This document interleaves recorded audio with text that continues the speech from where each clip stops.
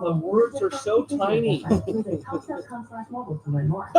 send to the conference room. Nope, we're on the air.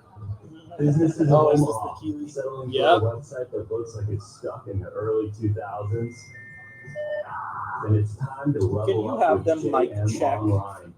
Hello? Our team builds custom websites that solve unique business needs. Hello. We're not your typical web design company. We're your partners in online success. Ready to take It's your website to Corporate the next Dan. level? Go to jmonline.com and request an initial call. Producer Dan.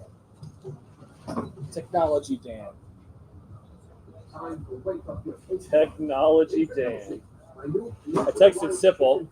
I said, hey, Hail Mary, you want to fill in on Friday? And he goes, Hail Mary? Is it a normal show? I said, yep. No, kind of. We'd be in studio.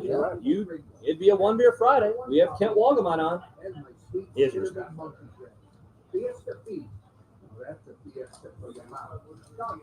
Fiesta for your mouth sounds inappropriate. Happer, what do you think about Fiestas for your mouth? Anti. Anti. One question, Fiesta's for your mouth? Yes or no?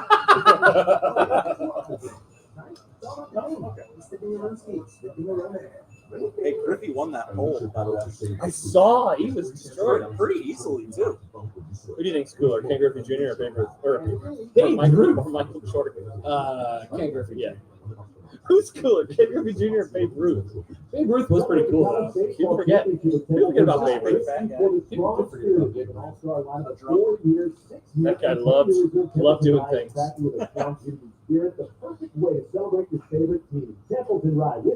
know what time we'll start today. Has Dan heard us? We have you. My apologies. Have a good broadcast. Thank you, Dan. Dan, you're allowed to talk to us in queue. I hope you know that. Please talk to us. I've learned non-full-time producers do not like talking down the line. They do not like it. It's okay. Oh, there he is. Oh, dang. And you're too quiet. I can't hear him. Can't hear you, Dan. You're too quiet. Shout out. Theoretically, he's trying to say something. Yeah. He could give us breaking news and we just wouldn't know. The president is Michelle.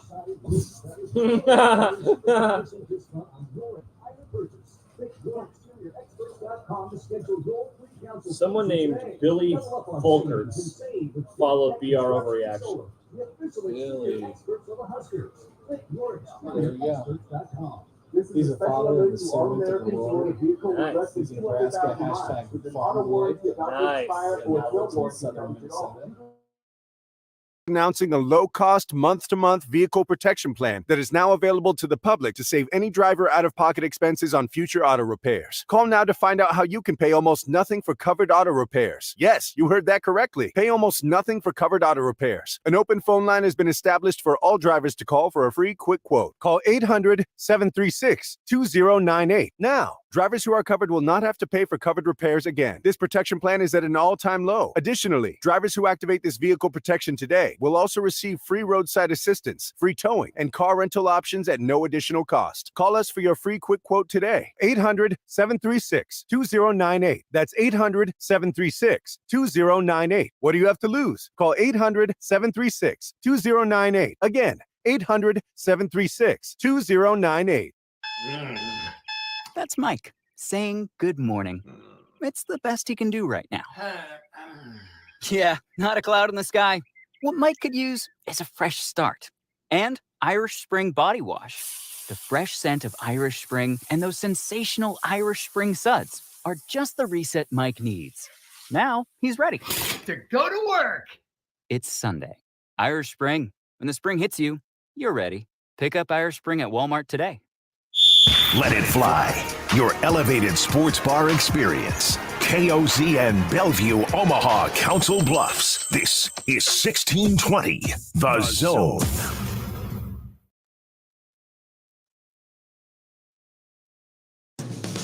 This is a special presentation of 1620 The Zone and the 1620 The Zone mobile app.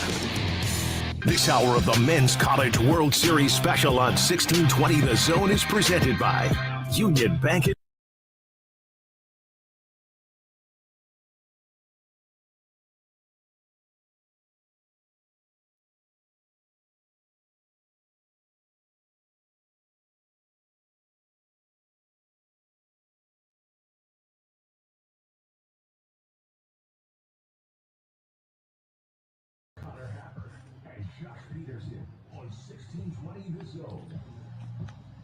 All right, good morning. Day number 4 of the College World Series in 2023. Connor Happer, Josh Peterson with you from the Omaha Baseball Village, powered by Children's Hospital and Medical Center in Omaha.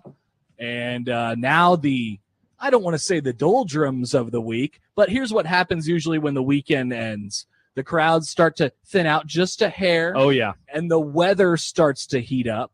And, teams start to get eliminated. The games go a little bit longer because nobody wants to go home. And here we are starting fresh on a Monday morning. Welcome, everybody. There's a dog here. The dog is pumped. It's in another elimination day. Third co-host, Dog. Hi, Josh. Good morning. Hi, Happer. How are you? Excellent. I've enjoyed the baseball this weekend. And that's... I have a lot to say about the baseball. Yeah, sure. But it's been a very good opening weekend of the College World Series, as you guys have remarked at your various shows at the Omaha Baseball Village. Oh, thanks for listening. Yes. Yeah, we have remarked the baseball games have been close. The games have gone down to the wire. We've had fun moments. We've cheered. We've booed. I haven't personally. We've booed? Some people have. I guess some people have booed. Some people are booing these days. There were maybe some Josh's booing, Josh Odson. You know Josh Odson. Josh Odson. There was probably some Florida fans who were awfully confused and maybe started booing a little bit last night as their manager, their coach decided to take 7 mound visits. Yeah, that's a lot. I have never seen – I was standing right there next to the Florida dugout. I have never seen a coach panic like that, sweat like that before. Dude. So were you in that dugout when it was going down? Yes. Okay. It was so usually what happens is the coach will take a walk up to the top step and he'll look toward the umpire and he'll sort of give him some sort of acknowledgement. And the umpire will, as a courtesy, say, all right, you don't have any, you got 1 left, you got 2 left, whatever. There was no eye contact between Kevin O'Sullivan and the umpire last night. And he just beeline straight out there, is going to have a nice little chat with his closer in a tough situation. And then they realized, oh no, that's too many. Had to take their best back end of the bullpen guy out and then put a freshman in. And fortunately, that guy ended up closing it down. But, that could have been bad for Kevin last night. Every time they showed him, essentially beginning with that and then even into the 9th inning, I don't know if I've seen Happer, a head coach before in college baseball, just look like he did, where the weight was all on him. Yes. We have seen it, with players where it's like, wow, you idiot, you're the one who messed up here. It was all on him, and he knew that. And so, his fist pump and his let's effing go at the end of the 8th inning, and even in the 9th inning, it looks like, that Key and Peele, which one is it? They just Peele, sweat. He's just sweating. That's what it looks like. He's a really stoic guy. He doesn't say much. So when he's in the dugout, taking his hat off and running his hand through his hair and just kind of looking around oh my God, I just made the worst mistake ever on the biggest stage. That was pretty jarring to watch last night. Yes. But Florida got out of it, and they're 2-0, and they're in the driver's seat, at least in bracket 1. Yeah, all that stress, all that frustration, all those mistakes. And yet now they're, like you said, they're 2-0. They're feeling, good. That's where you want to be at this point in time. That's where the national champions usually come from. That is, Florida is just from over the weekend seeing everybody now at least once. That's the most physically put together team I think I've seen here in a long time. And they have some dudes. They'll have, Langford's a top 5 draft pick. And both of their pitchers have incredible stuff. Hurston Waldrop was awesome last night. I had to go talk to the Creighton baseball analytics guys to just tell me what he was doing. And they were like, oh yeah, he's a freak. I don't know if this means, does the number 3362 mean anything to you in terms of spin rate, Josh? I know that is more than 3361. That is true. Yeah. Is that high? It is you want to have as high of a spin rate on your slider as you could possibly get. And that is a very high What's number. a normal number? It's probably in the upper 20, upper 2000s. What's a Major League Baseball guy? That's a good question. I don't know. Oh, okay. I don't know. All right. We'll get R&D on this. I'm learning more about analytics as we go through. Look at you. From the Creighton baseball analytics guys. It's great. They get automatic feedback from their stuff, and they're just sitting up there. Shout out to those guys because they're just baseball nerds, and they just decided, I think it's 2019. They're like, hey, we're just baseball nerds, and we want to track some of this stuff. They've not only helped out the Creighton baseball program, but now they're helping out the College World Series. There is a real push, in the game of baseball to to get these numbers public and have the public understand them. Oh, for sure. And data collection is so huge. That way you don't have to have, I mean, there still is this week, multiple dozens of scouts sitting behind home plate because they want to get a look at them with their eyes. Yeah. Their guns. You got to see them like on, Sipple? Is Sipple a scout now? well, he's like Clint Eastwood from Trouble with the Curve. I just got to see him. I just got to see him. But you don't have to see him quite as much because the numbers tell you a lot more than they used to. Speaking of baseball sickos, you are a baseball sicko. There are games where you are not having to do anything work-wise, and you're just like, I'm hanging out in the camera well and with the eye of the batter. Well, I just want to get all the views, Josh. You're getting all the views, all right. Meanwhile, I'm like, I don't have to be here anymore. All right, see, I'm going home. I'm going to hang out with Banks. Yeah, Oh, yeah. Banks and I have been walking him every night with the fanny pack. Your Zen Water with fanny our pack? good friends Oh, from it's Zen Josh. Water. Josh. Hello. Good morning, Josh. Hi, I have Josh. an answer to your spin rate question. Oh, okay. perfect. Yes, thank you. Look at him. Average MLB spin rate is between 24.30 and 25.30. Holy crap! So this guy's better than average baseball pitchers in Major League Baseball. So we're talking about, so that's why Wow. they said this guy's a freak. Hmm. He's doing some freak stuff right now. And he had 12 strikeouts last night. That was pretty good. But on Oral Roberts, I was sort of telling people all week that team is legit. They might not be they're not nearly as talented as Florida, but they just hang right in there and they have good at bats and they have clutch hits and they have a few good players as well. But that's just a good solid baseball team. I think they'll continue to sort of stay around for a little while as well. All right, welcome.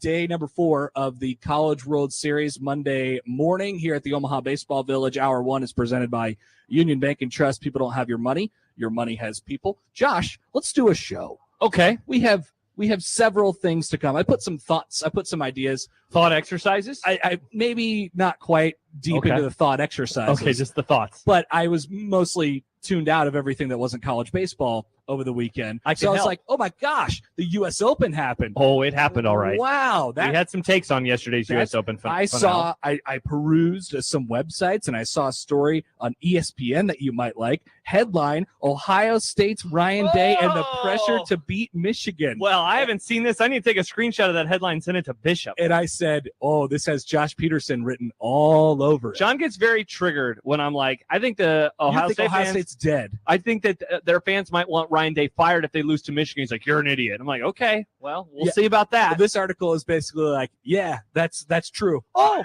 who knew, John? I hope Bishop is driving right now to Omaha. What time has he been getting to the ballpark? Probably a little before 11-ish. He may be en route right now. Hi, John. Drive safe, man. Also, Ryan Day is on the hot seat for sure.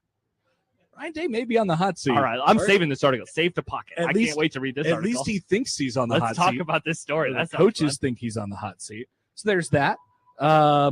Some Husker stuff. I heard some things about Daniel Kalen this week. Daniel Kalen? Yeah. The Elite 11 member on the graphic that listed 12 quarterbacks? Apparently he is elite. Wow. He is elite. That's so fun. I don't know if he has great arm strength, but he's big accuracy boy. Oh, he's accurate all right. So he won the accuracy competition, which was great. Yep. There was all sorts of people who committed to play football at Nebraska.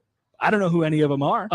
Dude, I don't think anybody knows who these guys are. Do you think Mike Schaefer knows who they are? I hope so.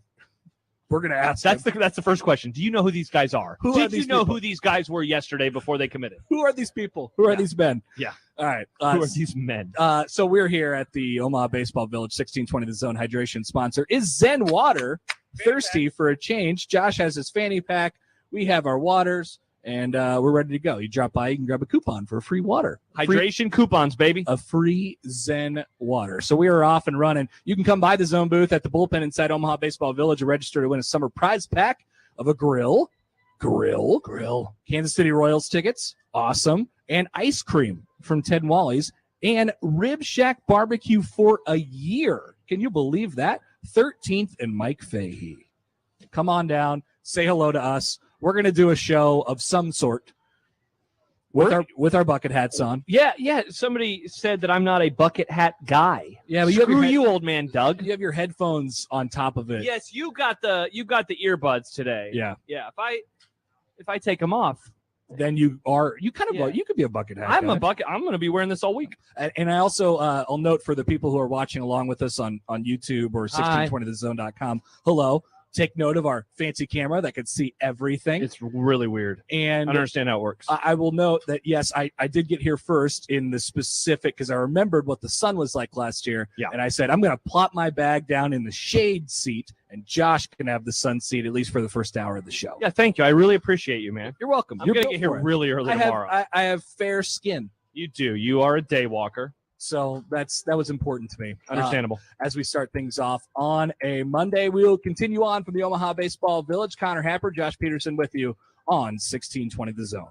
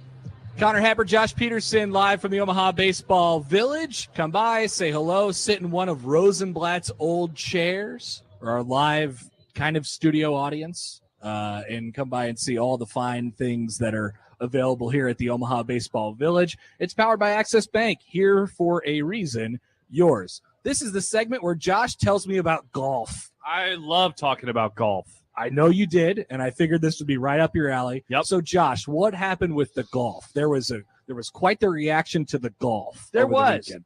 reactions to a lot of stuff from the golf this weekend. The first one was the atmosphere was garbage at LA That's the Country one thing Club. I saw, like 2 highlights. I was like, why is nobody there?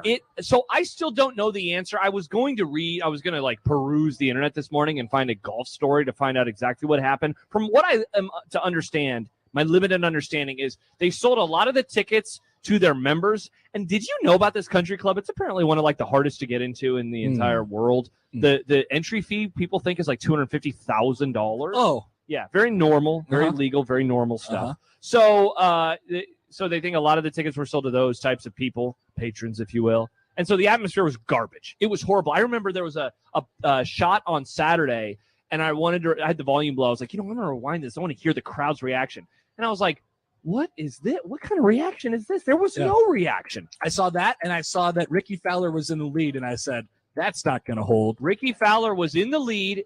He was the leader after round 1, after round 2.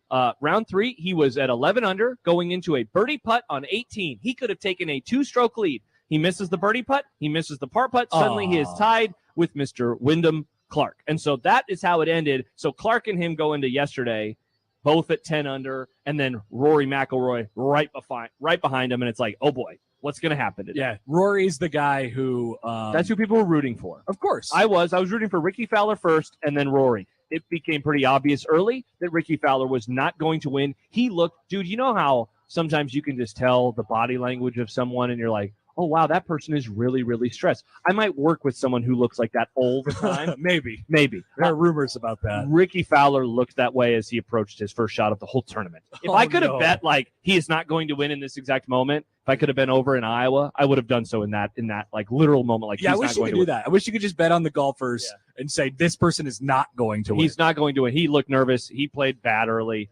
And so here's the controversy, I guess, towards the end. This course, the fairways are massive, absolutely massive. And so Wyndham Clark, his last tee shot of the day on 18, he's a righty. And it slices so horribly. And it's like, oh my gosh, this is going to cost him the championship. He's up by a stroke. He could bogey and there could be a playoff. Nope, the fairway is massive. Nice. I saw a tweet from Kyle Robbins, who used to write for SB Nation. He's like, that type of drive in a major should cost you the championship. Yeah. And it didn't. And so it was like, I think people were annoyed by the presentation. The crowd sucked. The course sucked. And then, look, let's be honest, people weren't rooting for Wyndham Clark. They were rooting for a different story. Golf people get really triggered, too, at the U.S. Open because they want the U.S. Open to be like a disaster in terms of the scores. And it wasn't. So Wyndham, the hotel man, he was 11 under, right, to win? Or he finished 10 under. 10 under? Yeah, he bogeyed... I think he bogeyed 15 and 16, and then he had a nice par save on 17, and then he had a par on 18. I know that from golf people. They're like, I want the U.S. Open to be carnage. I want it to be a complete disaster. Yeah, there were 262s on Thursday with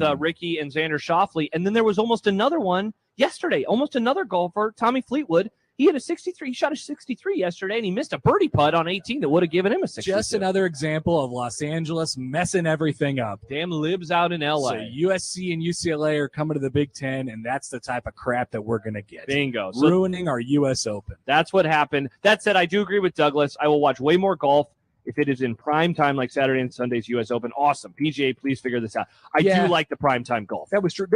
They were playing when we left on Saturday night. They were still playing. They were still playing. And the golfers were also mad about that. Why are we still playing? We can't see out here. Now, it was dark. It was super dark on TV, but I'm like, what? Hold on, this isn't right. It's 10 o'clock here. They're still playing. Last night was major golf. It was sweet. It ended, and then it was like time for Righteous Gemstones. It was perfect. Nice. That's a nice little lead in there. Oh, yeah. Thank you, Josh, for the golf update. Boom. Hour 1 here at the Village, presented by Union Bank and Trust. People don't have your money. Your money has people. Member FDIC.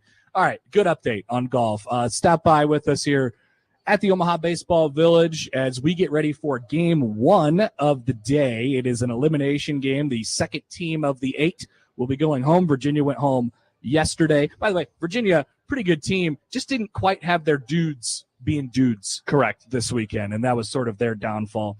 So we'll see an elimination game between Stanford and Tennessee. Can Stanford really go 2-Q again? I know. Again. They are what now? 1-5 in the last 3 years. They had one win 2 years ago, and otherwise they have. And dude, a lot of their games, except the other day, they have lost bad. Like they've gotten stomped. Yep. It'll be a good. So another thing that you don't usually see on Elimination Day here at the College World Series, we have great pitching matchups. We have a great pitching matchup in the elimination game with Chase Dollander from Tennessee and Quinn Matthews from Stanford, and then Wake Forest has their number 2 who's been great all year. LSU, who people are sort of tabbing as one of the favorites in this tournament, they're a little bit questionable after Big Mr. Big Horse Skeens, who is about as impressive as any dude I've ever seen at the College World Series. The Big Horse. The Big Horse. They have some questions after him. So now they're going up against like the best offense in college baseball, who didn't really do a whole lot the other night. And they woke up after the big delay on Saturday. Schaefer and I called that, by the way. Not to brag, but we called it. Yep, they came out of their shell. So it'll be a fun game tonight. I don't want to brag, but we and were then right. The other seat in the driver's seat will be available between Wake Forest and LSU. Florida is the 2-0 team in the other bracket. Hit a home run with down-home Southern-style barbecue from the Rib Shack Smokehouse,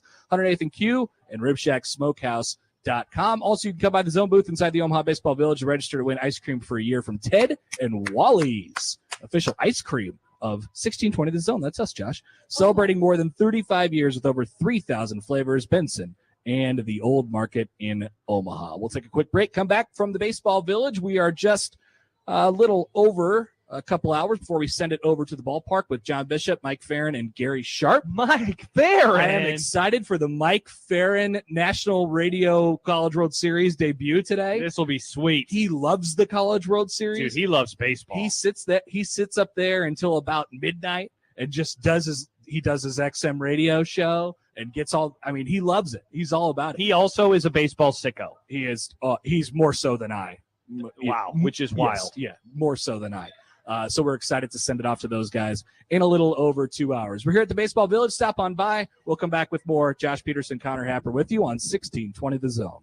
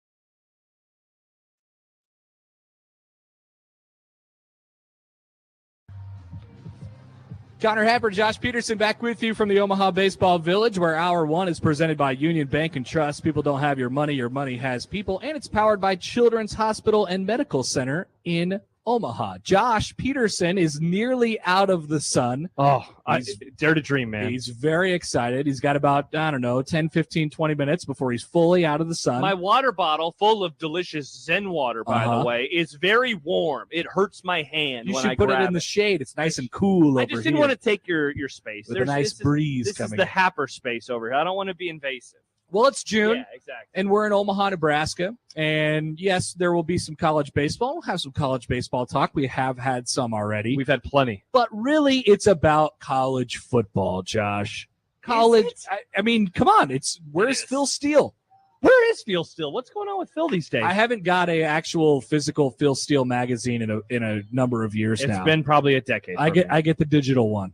Yeah, same. I get the digital one and a few other digital ones as well. Digital. Look at you. Yes, I'm a digital boy. This is very unlike you because you are an old person in a lot of ways. That is correct. But not in this way. What are some other ways I'm an old person? You have cable, which I do now too, by the way. Old. You love baseball. I do. Yeah. America's pastime. Thank you. His hat. Oh, yeah. Well, Bucket hat is an old thing. Yeah, I guess so. By the way, we did get a comment from our Equitable Bank inbox where Doug, old man Doug, speaking of, Josh now looks like a gardener. A gardener? You see, you look like a gardener without your headphones on, okay. with just the bucket hat. All right. Also, there was one comment on the golf from John. Hello, John. Who said, obviously, the atmosphere for the U.S. Open at the L.A. Country Club is poor because everyone in L.A. is lazy and all the fans stayed home on their couch instead of going to the tournament. Lazy I think Los Angeles. old man Doug would agree because one day he called in from California and he said, hello, guys, I'm in California. Nobody works here. How does that make sense, though? Because everyone's always driving. So are they just driving for S's and G's? I don't know. Wow. What a life. Maybe that's tourists driving. It's Just all a- tourists driving. Triple B, Josh says Connor is bald. Old. I am bald. Dude, that is an old thing. You are, and you're younger than me. I was excited to hold a sword yesterday. I saw a picture. Nick Grimm posted one on Instagram, and I was like, what's up with this sword? So we found a sword. You just found one? Well, it was brought along by the fine folks from Virginia. Oh, It is a part of their, their mascot type of deal. So they just had it up there, and it was actually laying on the Mike Farron Memorial table that he has reserved for the entire College World Series. And Mike's sword. Mike's sword. So there was a sword just sitting there, and I said, what's this doing here? So what did I do? I picked it up, of course. And then Nick Grimm comes along and he says, oh my goodness, it's a sword. I have to pick up this sword. That's how Nick rolls. And then Chris, our lovely Chris Prudon, Chris. who is He in just charge left of us. everything around here, Yeah. he decided, let's all go out to the roof and take a picture with the sword. I saw, and yes. stare directly into the sun. Oh, man, that's awesome. Why would you sit in the AC when you could go out into the sun? That's what I said. Yeah. Oh, man. That's kind of what I'm doing right now. You're enjoying the AC. I have the sun in my face. But unfortunately, the sword has left the building. It's back in Charlottesville as Virginia got eliminated yesterday. Connor Happer Show tweets out, when you see a sword, do you have to pick it up? Good question. I would vote yes on that poll. Retweet Do we it. do poll question updates at the end of the show? We again? haven't, but we should. I mean, there's probably going to be a couple of them that pop up. I think so. But anyway, college football, Josh. Oh, yeah, that's how this whole You conversation just came started. across a lovely story. Oh, on I did indeed. CBSSports.com from Tom Fornelli, who's a friend of your program. He is. Is he not a friend of you? He is a friend of me, but he's not come on my program. Oh, you should try to get him on sometime. Yes, That'd be fun. I agree. This- Talk to Josh. This The is a great bouncer. story. Talk to Bouncer Josh. These 5 breakout Power 5 college football programs will likely take a step back in 2023. What a topic. We're off and rolling. I love that topic. So you noticed that Yep. 2 of them happen to Yes. be Big Ten West teams. Purdue, people forget, Josh, they won the Big Ten West last year. They did. People actually do, I think, forget that. I kind of do for They're like, oh, yeah, Iowa won it. Nope, they didn't. They lost to Nebraska, which meant that they didn't win the division. and then Man, that was so funny. yep, that was Remember pretty when fast. Iowa lost to Nebraska? Pretty fantastic. That's pretty pathetic, Iowa. Nebraska with a bunch of ragtag guys and a bunch of coaches who weren't going to be there and a bunch of players who weren't going to be there anymore. Yep. They're like, let's go beat Iowa. Yep, and they on did. the road. Yeah. Hey, let's just throw the ball 80 yards in the air. Okay, cool. Touchdown, Trey Palmer again. So Purdue is one of the teams listed. Yes. Illinois, and they lost their coach, They did. who is now coaching at Louisville.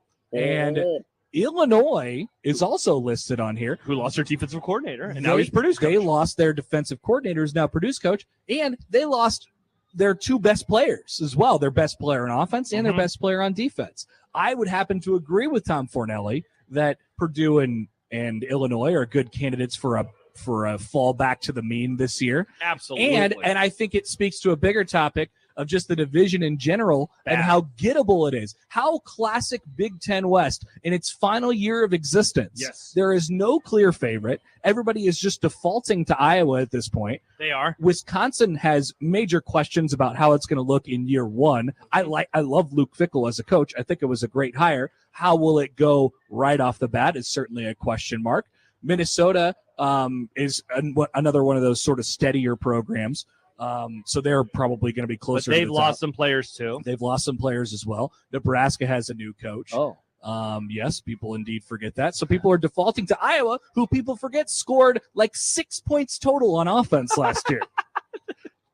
Average They're 0.5 like, let's points. pick these guys. Yeah. That sounds good. We have covered in our time in the media and really just in our lifetimes because of watching Big 12 North football and now Big 10 West football. Been in some bad divisions.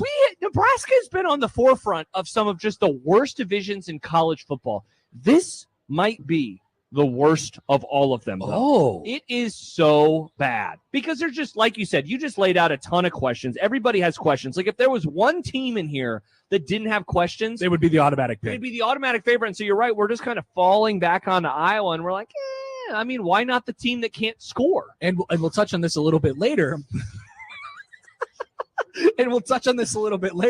But there is this growing sense around Nebraska right now. I'm not sure how good they are from a talent perspective. I want this out there. I've been saying this for months, and now it's like there's this groundswell of actually this team might be bad talent-wise. I'm like, yes, I know. I've been saying this. But the people that think they're going to win more games think they're going to do so exclusively based Because on of the coaching. West. Yes. And And the that's- West and the coaching and how bad the previous coaching was, which is another thing we'll have to talk about.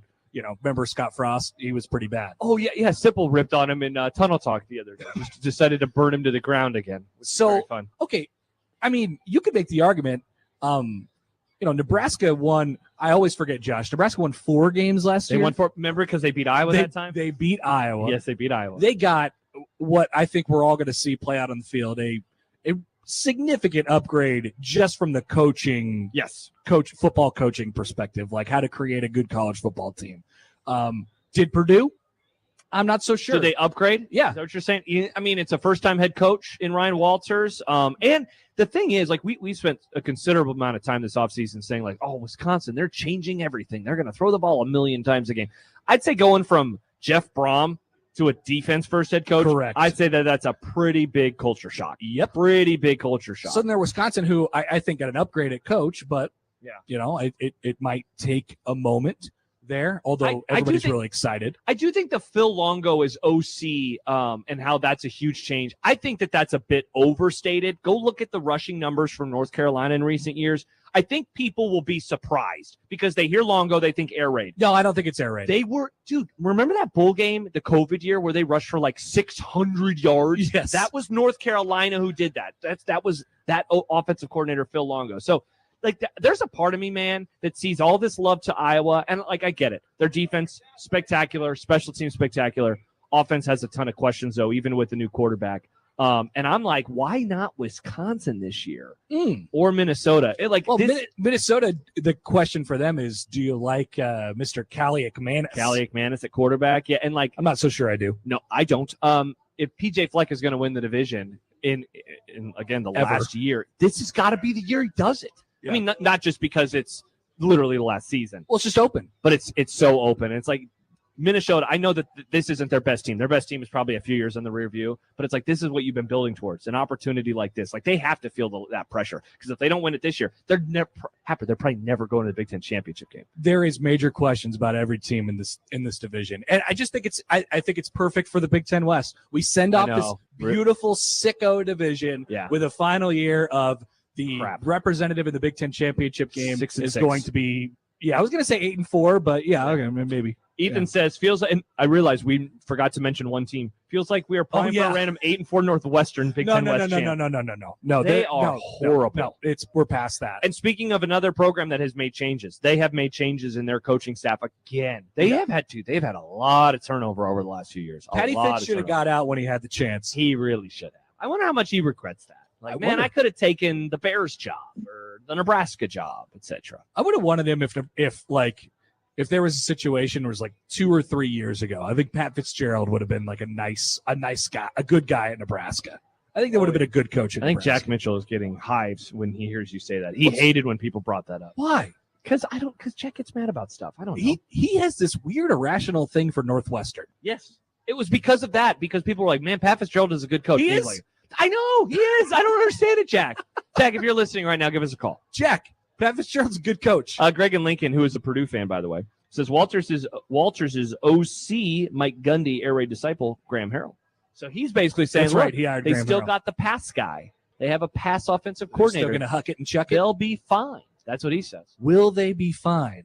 Mm. I like Ryan Walters. I like the hire. I do too. I think it's going to be really nice in the long term for sure. But this year, with the whole division sort of in flux, and you're right, we did not mention Northwestern, but we don't have to mention Yeah, Northwestern. thankfully, there's no one in the audience that is a Northwestern fan except for Mike Farron. So then you get to the question of, okay, in this crap division, where might Nebraska end up? We will continue on with that thought. Oh, Yes, a bit of a radio tease. Wow, a bit of one. A bit of one. As the 1620 The Zone hydration sponsor is Zen Water, thirsty for a change. And by the way, Country Fest is back at OBV this Friday. OBV welcomes singer and songwriter Corey Kent to the Beer Garden stage. Tickets are $20 in advance at themattressfactoryomaha.com or $25 at the door. We will continue on. We'll talk a little bit about where Nebraska football fits in this crap division next on 1620 The Zone.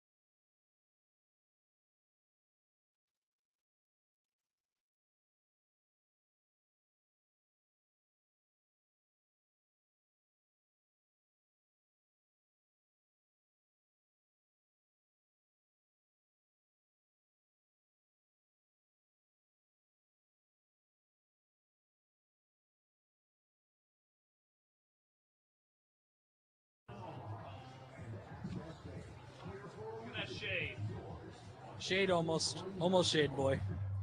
It's nice.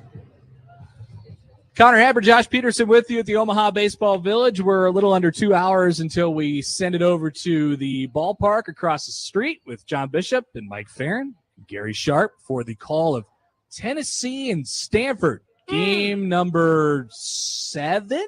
Yeah, that sounds Game right. 7, Game 8 today. Game number 7 of the Men's College World Series.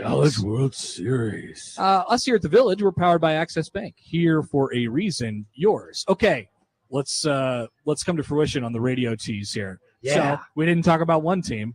We didn't. Nebraska. The untalented swine that is Nebraska football, according to some. This is the note that's getting out there right now. It's almost like it's being spread for a very specific reason. It's very intriguing. I'm not exactly sure why. Now, we could all rationally look at this team and say, man, I don't know. They might not be very talented. They lost a lot of their best players from last year, and they weren't even good last year. Correct. So they didn't even have very many good players last year. Correct. That's also true. That is certainly a note. And I saw Sam's sort of note today, and it was like, hey, because he mentioned this last week when we talked to him on the show, and he was like, hey, look, I just started my camp countdown, and it's thin. You know, he's like, so if they're gonna win 6, 7 games, 8, if some people think, I don't even know where people are at in terms of win total right now. But if they get to that point, it's going to be solely based on coaching. It will be a great coaching job. This team will have to be greater than the sum of their parts. I guess let me ask you this. So, 12 months ago right now, we're at the College World Series. We're talking about the team.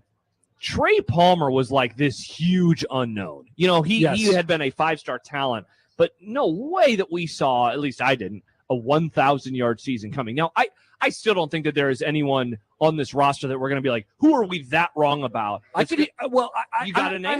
have a candidate. Is it Billy Kemp? No, because I think we have a good idea. I mean, he's probably going to be, he's a good option for a number 1-ish receiver. Like we know that Billy Kemp for his career, he's going to have production. He'll produce. Yes. Now, where will he compare to is for some other guys in the team? That's what we don't know. But it is at that position. Xavier Betts. Because of all of the athleticism and the talent that he brings to the table. We have no idea what he's gonna do in terms of production, but we know it's in there. It exists in Xavier Betts. So it's a math equation. Mm-hmm. Can you get a guy like him to pop up out of nowhere and be a really good player? What kind of player is Jeff Sims going to be, or how do they sort of use him?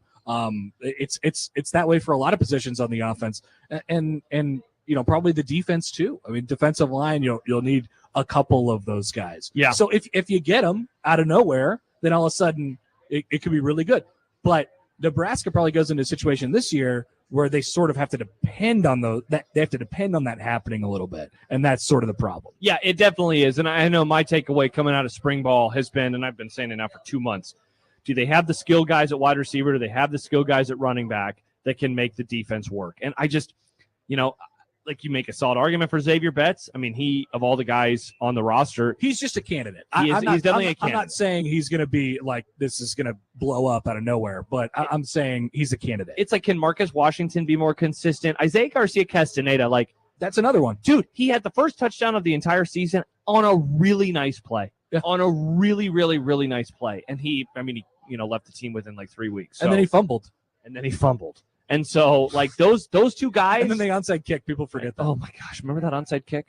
They had those two guys, I think, are players that you would like to see, do really, really well. But, yeah, we just went through all the other 6 teams, including Northwestern. And I would not consider Nebraska as a team that could break through and win it, unless I'm just really missing something. And I'm trying to figure out what it is that I am missing that would allow them to win, because you probably got to win 8. It would be or 9. It would be Sims, right? It would probably be Sims, yeah. Where he is a dude. Where he is a dude, and he would have to be the best quarterback in the division. Puts him on his back. I wonder how. We don't have a firm answer on that. I don't think there probably is one that exists at this point. But just what's the plan with him? Do they realize that everybody else on the offense is like, okay, I'm not sure what we have here. We're going to have to put it all on the quarterback's shoulders, which is something that really, had a big part in kind of tanking the Scott Frost era. Like they put so much on Adrian Martinez's shoulders, and then he's hurt, and then you're just playing scramble mode the entire time. So like, I wonder how they'll play it. How much is he going to run? What is he able to do in the pass game? Like, if he's a dude, that's a big X factor for you. But I just don't know what they're sort of going to allow him to do. It seems like they want to be relatively conservative on offense. So if you think about what they're going to try and be in the long term, I think they want to be a pretty slow, huddle up, run the ball team. Yep. But you have Jeff Sims. So how's that math equation sort of work? Indeed. We can talk about that as we go on throughout the show. Hit a home run with Down Home Southern style barbecue from the Rib Shack Smokehouse, 108th and Q and ribshacksmokehouse.com. This has been Hour 1 at the Omaha Baseball Village, presented by Union Bank and Trust. People don't have your money. Your money has people. Member FDIC. Connor Happer, Josh Peterson with you. We roll on at the Omaha Baseball Village for Hour 2 on 1620 The Zone.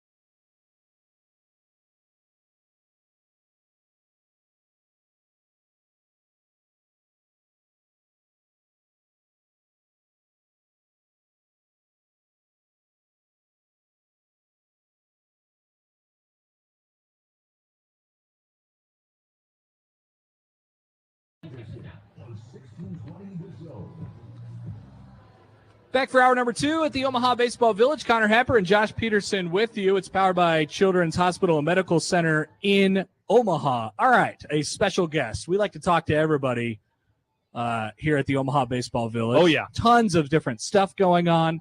We've been told that it is salsa time. Salsa. It's salsa time. And so you have introduced yourself, our next guest, as Tony Salsa. Tony Salsa. Tony Salsa. Is he up, Josh? Can people hear him? Okay, good.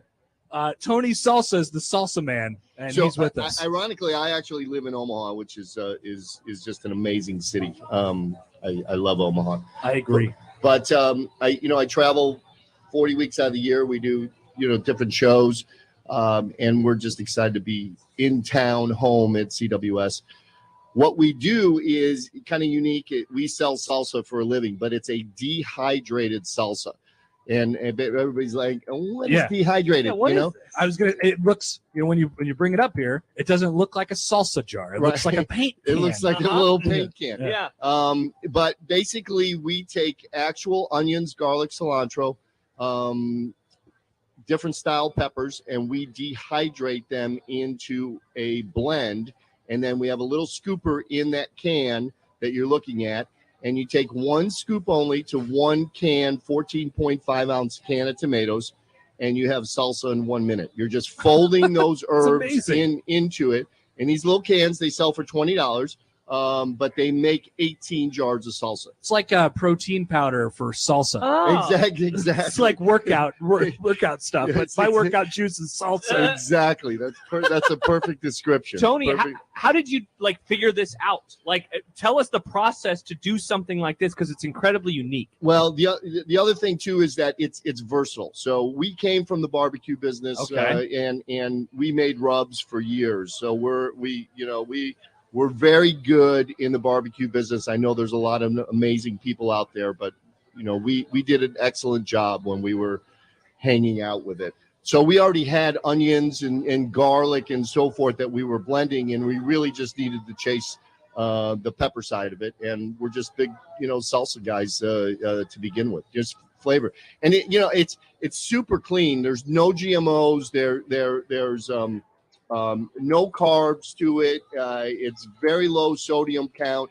Our sugar count is 0.0002. So wow. It's just, there's no sugar in it at all. So it's great for kids and great for, we really catch them with that no sugar thing, because everybody's sugar conscious and doesn't want to add that to their diet anymore. So if you come by the village right now, over at our spot, you will be able to smell it. Oh, yeah. We got a little scoop of it out right now. It's just fresh. I mean, that's all it is. I can't describe. I mean, it's just fresh herbs and spices. So, but lots of versatility. Yes. You can use it on steaks and chickens. You add it. We designed the scoop to pair up to 1 pound. So, 1 pound of queso cheese or cottage cheese or sour cream is going to turn that into a dip. You can add it to 1 pound of ground beef while the meat's browning. It's going to make taco meat. Yeah. Okay. Add it to 1. So it's seasoning. It's seasoning. Add 1 pound to avocados with some lemon lime juice, and it'll make guacamole. Yeah. Here's the best one. Okay. Here's the best one. Yeah. I need the secrets. I need the tips. Pro tips. Half a scoop to 12 ounces of tomato juice, lemon lime. You know where I'm going with this? Vodka makes a Bloody Mary. Oh, you got Josh's attention. Okay. So lots of versatility, but our primary is salsa, and we can make it convenient, to what you want to do is buy. We like Red Gold. That's our favorite tomato, Red Gold crushed tomatoes. You can get them at Hy-Vee. If you're not from Omaha, Kroger, Baker, even Walmart has them. But they're, $1.15 a can. That's probably one of the best tomatoes you can buy. Our scoop is $1, so you're into a salsa clean package for right around $2.25. Wow. Your shelf life in the refrigerator is 3 to 4 days. So what have you done? You've eliminated that jar that builds that crustiness. Yes. And why do we never throw it away? We just move it to the side after it's expired, you nailed us. hoping that somebody else is going to eat it, and we don't feel bad about our purchase. And then the convenience. All you need is in your house are chips and canned or fresh tomatoes. when their garden comes up at any given point. So we have like a medium, a mild, and a hot. And we have some flavor profiles too. We did stuff a going bacon on. this What am I year. smelling right here? That's the hot right there, the Fiesta hot. But Oh, again, Fiesta. none of our salsas burn your mouth. They're flavor profiles. We extract the oils. When we dehydrate, those oils go away. Okay. Which creates that bounciness in your flavor profile. So you're going to get that habanero. You may not ever be able to eat it, but it's clean with us. It's like a little mini tornado in your mouth. You ask people like, "Hey, what's your favorite child?" And they'll say, "I love all of them equally." What's your favorite though? Ironically, I can handle spice. We know how to burn your mouth. We just choose not to. Nice. What a slogan. That's nice. I really like our mild, our medium. Okay. Because to me, it's very garden fresh. You don't get a lot of those spiciness coming out of that, and I can just eat that medium all day long. So Okay, where are you guys located down here? By the way? it's kind of like I'm almost in the Coke closet. Okay. Is what I refer to it. But we've got just an adorable little tent, and we're right on that Zesto side. But we're very good. as you enter into the same building that you're in here. So but it's we've got an adorable little fun Fiesta tent out there. You can't miss us. This is fantastic, Tony. Well, thanks for dropping by. Look for the lemonade guy. Oh yeah. We know the Okay. lemonade. guy. And I'm right behind the lemonade guy to the right. Okay. Okay. That's a very good That direction. strawberry lemonade is unbelievable. Oh isn't it? yeah. So, Incredible. He is our best friend. Yes, Yeah. he is. You're Yes. our second best friend. Thank you so much. Thanks for having me. Thanks, Okay? Tony. Appreciate you coming by. Let's go. We've got salsa powder. All This is day long. awesome. I cannot wait to try this. This is, All right, cool. All We're right, getting then we got salsa coming. All right. This is my new workout. People use the creatine or the protein powder. Yeah. This is it for me now. This is how you're going to begin every day. Yeah, I'm just gonna pour this in some water and drink it. I want you to do this. That'd be a good bit. That'd be a really good bit to do on the show. A PNB, some would say. I just want to smell this actually the entire rest of the show. Speaking of PNB, Schaefer joins us soon. Schaefer. Oh, that's true. At 11:30, we better take a 11:30. break then. Okay. Right. So then we'll come back. We'll talk a little bit more. Maybe we'll hit on some college baseball. We have some baseball fans here. A Marlins jersey. You don't see that very often. No, you a don't. Savannah Bananas jersey. You don't see Marlins jerseys in Miami. You see more Savannah Banana jerseys than Marlins jerseys. That's for sure. Mm-hmm. Hour 2 is presented by Nebraska Medicine. Home is where your health is. And drop by the zone booth at the bullpen inside Omaha Baseball Village to register to win a summer prize pack of a grill, KC Royals tickets, and ice cream from Ted Wally's and Rib Shack Barbecue for a year. 13th and Mike Fahey. We'll be back with more next on 1620 The Zone.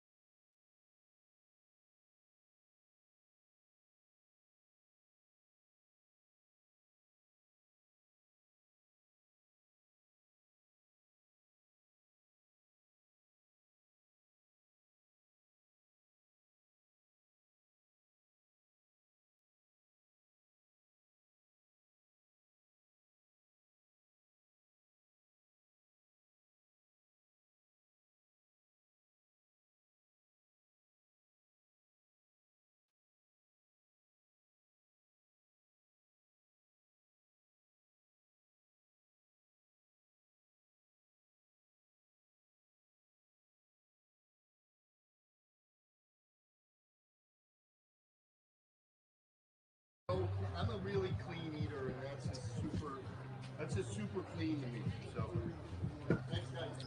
Thank you, Tony. We are back Thank you, Tony. at Omaha Baseball Village, where Hour 2 is presented by Nebraska Medicine. Home is where your health is. Many people reaching out to us via the various social media channels, Josh. They're Yes. saying, where can I get this salsa? What is it? And where can I get it?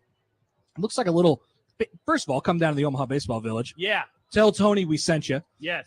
Simple salsa from the Hot Mess brands.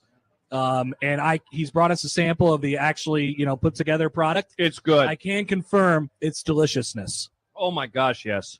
So Now it's the awkward part where we eat on the air. Yeah, that's all right though. We've been there. Yeah.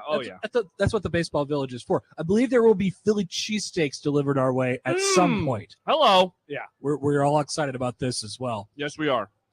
So yeah, it's we could show it better on camera, I guess. Simple salsa, looks like this. Like you said, it looks like a little paint can. This is the Fiesta Medium, and that's from Hot Mess Brands. They left us a little sticker. His name is not Tony Salsa. He has a real last name, and it's not Salsa. So, but we're just going to keep the mystery alive and continue to call him Tony Salsa. Tony Salsa, our new friend Tony Salsa. Tony Salsa. By the way, if you're interested in NBA news, I am. Yes, tell me more. Draymond Green has opted out of his player option, which was worth $27.5 million this year. That's weird. They say they are open to still playing for the Warriors, but it may come at a higher price. Would you like Draymond Green to play for your team for over $30 million? I wouldn't personally, but maybe that's why I'm just a guy on the radio eating salsa right now. Here's a question. And not, someone working for the Warriors. How old do we think Draymond Green is? 30. Yeah, this guy says 33. I was going to say 33. Good guess. Let's see if we can get things working on the old computer here. How you doing, Google? I'm going to guess 32. Okay. I'm going to guess 32. Josh, what's your guess? 33. The Google search resulted in no wins. internet. Josh wins. 33 years old. 33 years His birthday is March 4th. And I win. We all won. Yeah, the Wake Forest guy and I, we win. And Josh, Happer, you lose. That's a game that we did not expect to play today. No, How we did old not. is Draymond Green? Adrian Wojnarowski tweets out, clutches Rich Paul to ESPN on Golden State's Draymond Green declining the player option. We will continue to talk to Golden State and explore all options. So there you go. Good. It was expected Green would opt out, and now we can talk with the Warriors, explore sign-in trades and free agency. The Warriors have been motivated to sign him on a new deal. The cool thing about getting Draymond is that you get his podcast as well. You could bring it all in-house if you'd like to. Oh, the podcast. So let's say he played for the Pistons next year, and then he could just be, the Pistons would love that for their web traffic. What if they're signing him to NRG Media? And We are a content company after all. He'll be a new co-host here at the Omaha Baseball Village. He could. That'd be really funny. He could tell you that we're powered by Access Bank, here for a reason, yours. Thank you, Draymond. I've been told that Josh has various updates for us. Josh Odson has various updates for us throughout the show that we have to hit. Before he gets to the weather, let me give you my weather status update. First of all, Josh is out of the sun. I'm a shade boy now. Congratulations. My phone isn't hot anymore. He's under the shade at Omaha Baseball Village. We can nice. switch seats tomorrow if you'd like. We could play it that way. I don't hate that idea. But it seems hot and breezy. Am I right, Josh? Oh, Odson? well, yes. Nice. Yes, you are. This live weather update powered by Air Serv of Council Bluffs, your AC comfort shop. Stay comfortable and cool this summer with Air Serv of Council Bluffs. I was told I got to stop doing the weather myself and read the NCAA official weather report. Oh, yes. They sent it out. Do you have it? Okay. A good. ridge of high pressure will dominate our weather through Wednesday. Only a very slight 20% chance for a thunderstorm is possible both Tuesday and Wednesday night after midnight. None of those are today, though. No weather interruptions are expected the next couple of days. Today, sunny and hot, high of 92. Winds from the southeast at 10 to 20 miles per hour in the afternoon and evening. The notes, evapotranspiration rates will be high the next couple of days. That seems Do bad. either of you know what I just said? No. Okay. I was eating barely salsa. listening. Yeah, I was eating the salsa. So if you know what evapotranspiration rates are, good for you. It I seems don't like either. my guess would be that that's going to make it hot It's what it because the sounds weather, like. the result of the weather is hot. So Yes. we'll just go with that. Good powers this of week. deduction by you, Connor. We did get one of those updates from the NCAA on Saturday, and it was like, update, I'm going to the bunker. We're tracking some stuff. And I'm like, sweet, this is awesome. And then, as you heard on the rain delay game or the lightning delay game, 6.8 miles, Josh, not 6.9. You did a great job reporting. You did a very good job reporting. I tell people the news. Sometimes the news changes. I'm like a modern day Geraldo Rivera. Wow. I just tell people exactly what they need to know. I could tell Happer was locked in because he wasn't responding to any of my obviously very funny jokes. Like, he didn't ask. I told him that he should have asked the player, hey, did you hear John Bishop's call for the home run? It was better than the television call. I had heard about that. And then he didn't mention it being 6.9. And then Schaefer was like, do you think that will always be funny to you? And I said yes. So we were the bunker, by the way, just to give people a little layout. The weather bunker is near the home dugout, which is the third base dugout. Okay. So we're just kind of camping out down there. And whenever I had something to say, I had to relay the message that I had something to say to John and Gary and Nick upstairs. So I would sort of, raise my hand and, do a little hand signal to myself or a thumbs up.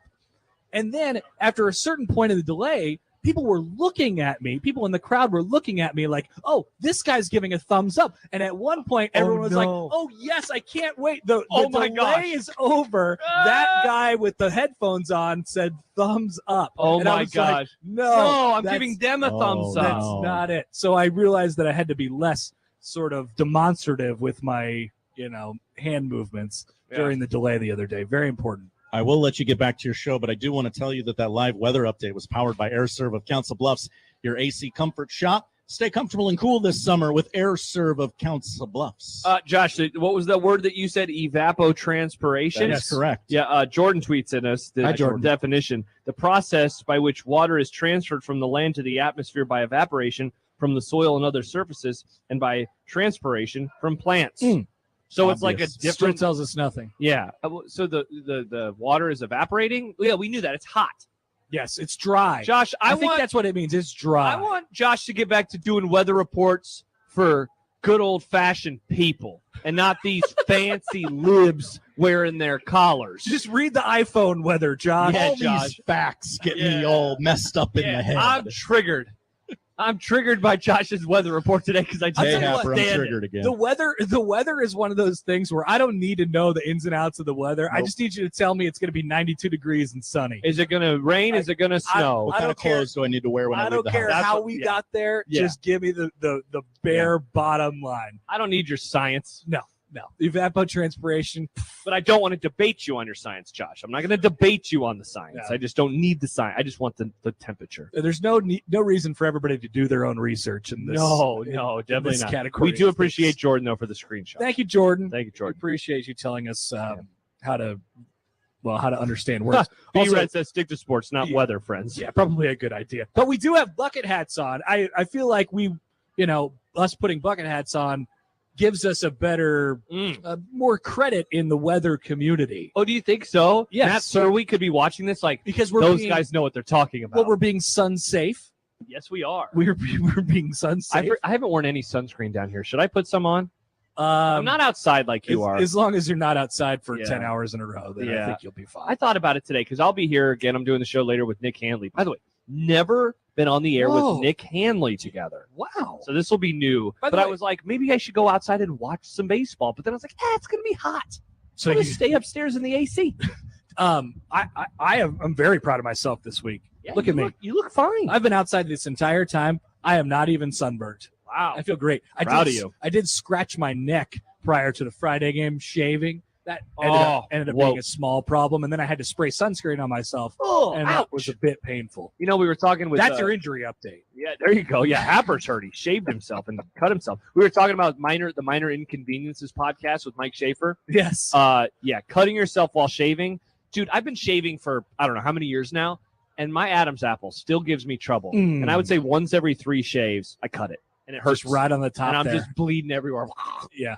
Not fun. Hopefully, he doesn't bleed out. No, I hope I don't die. Speaking of Mike Schaefer, He died while shaving himself. he is our guest on the show. Coming up next, he will join us via phone. I wonder if he could tell us who Nebraska's new football recruits are, because we certainly can't. That's our first question. Yes. That and more with Mike Schaefer of Husker 24/7 to come. By the way, come by the Zone booth inside the Omaha Baseball Village and register to win ice cream for a year. That's right. Everybody who just walked by, ice cream for a year. If you just sign up, you have a possibility for it from Ted and Wally's official ice cream, 1620 The Zone, celebrating more than 35 years with over 3,000 flavors. Benson and the Old Market in Omaha. Mike Schaefer joins the show next from the Omaha Baseball Village on 1620 The Zone.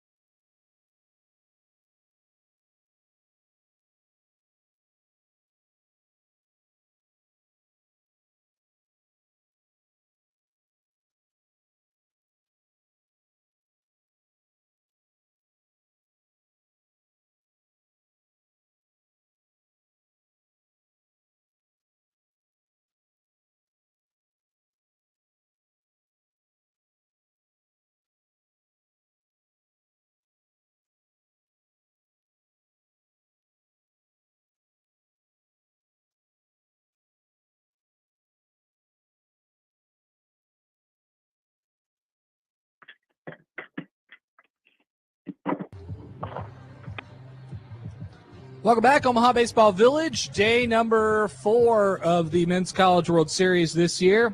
Connor Happer, Josh Peterson with you, and we are powered by Children's Hospital and Medical Center in Omaha. Also, another guest, a man who is very familiar with the Omaha Baseball Village, but joins us now via the phone. Mike Schaefer of Husker 24/7.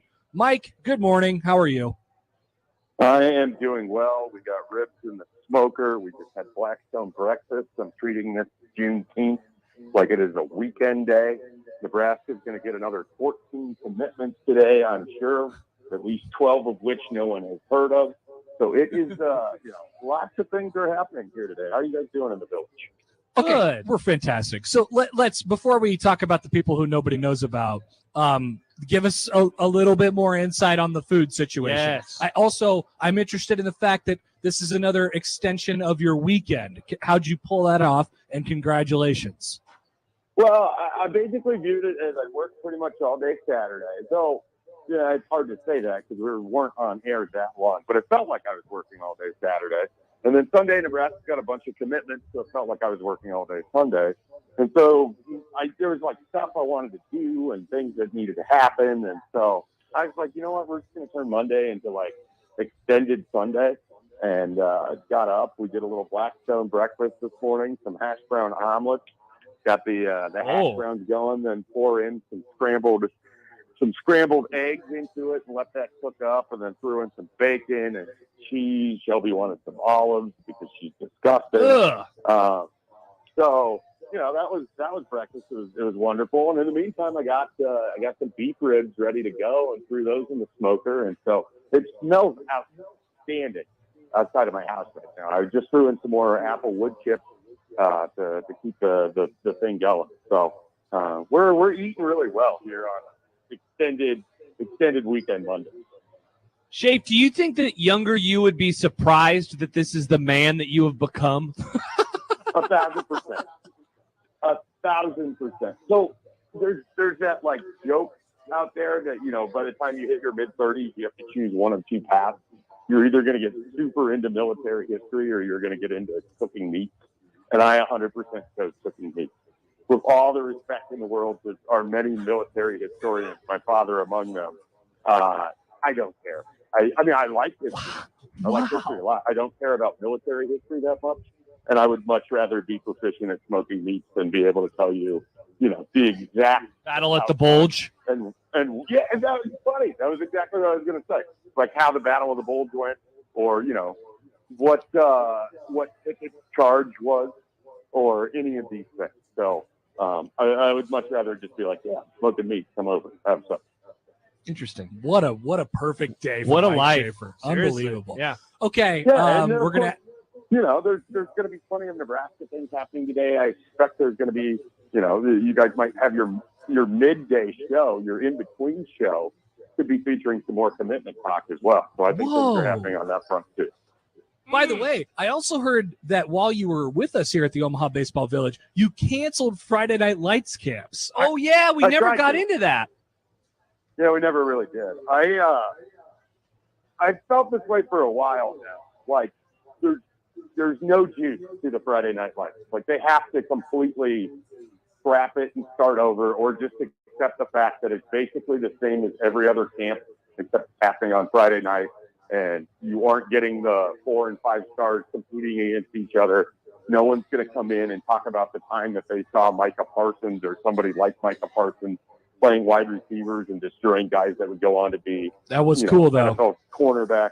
Yeah, like you aren't having that level of talent in, and that's not to take away from the kids that are camping, but it doesn't have any sort of feel to it. It's just another camp, and it's on Friday night, and it's way late in June, so you're not even getting, at that point, kids are already kind of camped out. Like, I just think they have to rethink this, and I don't know if it was, they'll take a look at it, they'll see what it is, and then they're going to kind of reevaluate how they want to do camp.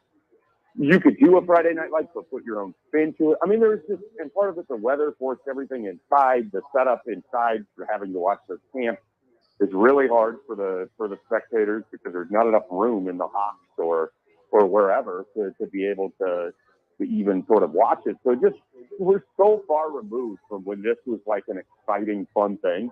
And now it just sort of feels like it has nothing to it. It's a Corey Kluber fastball. It's not even getting to the mid-80s at this point, and it's getting hit into right field. It's depressing for everyone that was there when, it was great at this point. So hopefully Matt Friday Rule and night staff reevaluate. Friday Night Lights needs Tommy John. Is that what you're saying? Yeah, or it might just need to retire and then just get out of the way and let something new come in and fill the void. Okay. That's even Shape, worse. speaking of depressing, are the new commitments depressing Husker fans right now because they have to Google who they are? No, I don't know if they should be depressing Husker fans, but it should definitely, you have to sit there and you have to pause and you have to think and you have to sort of examine it like this. Okay. Are they taking guys right now because they absolutely feel like they're getting on the front end of someone who could break out before his senior season? Are they taking players because they've missed out on other ones? I mean, we don't know how this is going to end up. And I don't want to tamp down on too much of the enthusiasm of some of these guys that committed. But it's been a little puzzling for me covering this, that all of a sudden Nebraska has a week in which a bunch of visitors came in that were camp offer guys that, one guy didn't even have an offer and Callan Barta, and he ended up with an offer and committed. It's just it's a situation where I am very confused as to how we ended up here. I don't know how many defensive backs Evan Cooper wants to take. It seems like 57. I don't know how that's going to work out. I know that they want to take defensive backs and eventually grow them into linebackers. So I think that's a part of it. A lot of it is we just haven't seen this staff have a full calendar cycle. So, when you're getting a DeAndre Barnes or a Jeremiah Charles or, a Bryce Turner and no one else is recruiting them in December, well, Nebraska has spots and they can take opportunities and these guys have good track times and let's see what this looks like. It's mid-June. It feels premature that there'd be this many guys that don't even have recruiting profiles that are now committed as part of Nebraska's class. That doesn't mean that it's going to be a bad class. It doesn't mean necessarily anything, but in 2023, it is unlikely that Nebraska can just turn over every stone and find these gems. And so it's just it's been hard for me to square up over the last week. And that's just a personal thing. It doesn't mean that the class is going to be a failure or a success or anything else. I'm just somewhat surprised by the strategy that has unfolded here. Now, they have another big visit weekend coming up, but you lost a kid. I can't pronounce the last name, but he's defensive end from Florida to Minnesota. You lost a kid as a defensive end to Texas Tech that you were hoping to bring in for this last weekend. I feel like they're learning relatively quickly that in the time that they were away in the NFL, college recruiting has sped up significantly.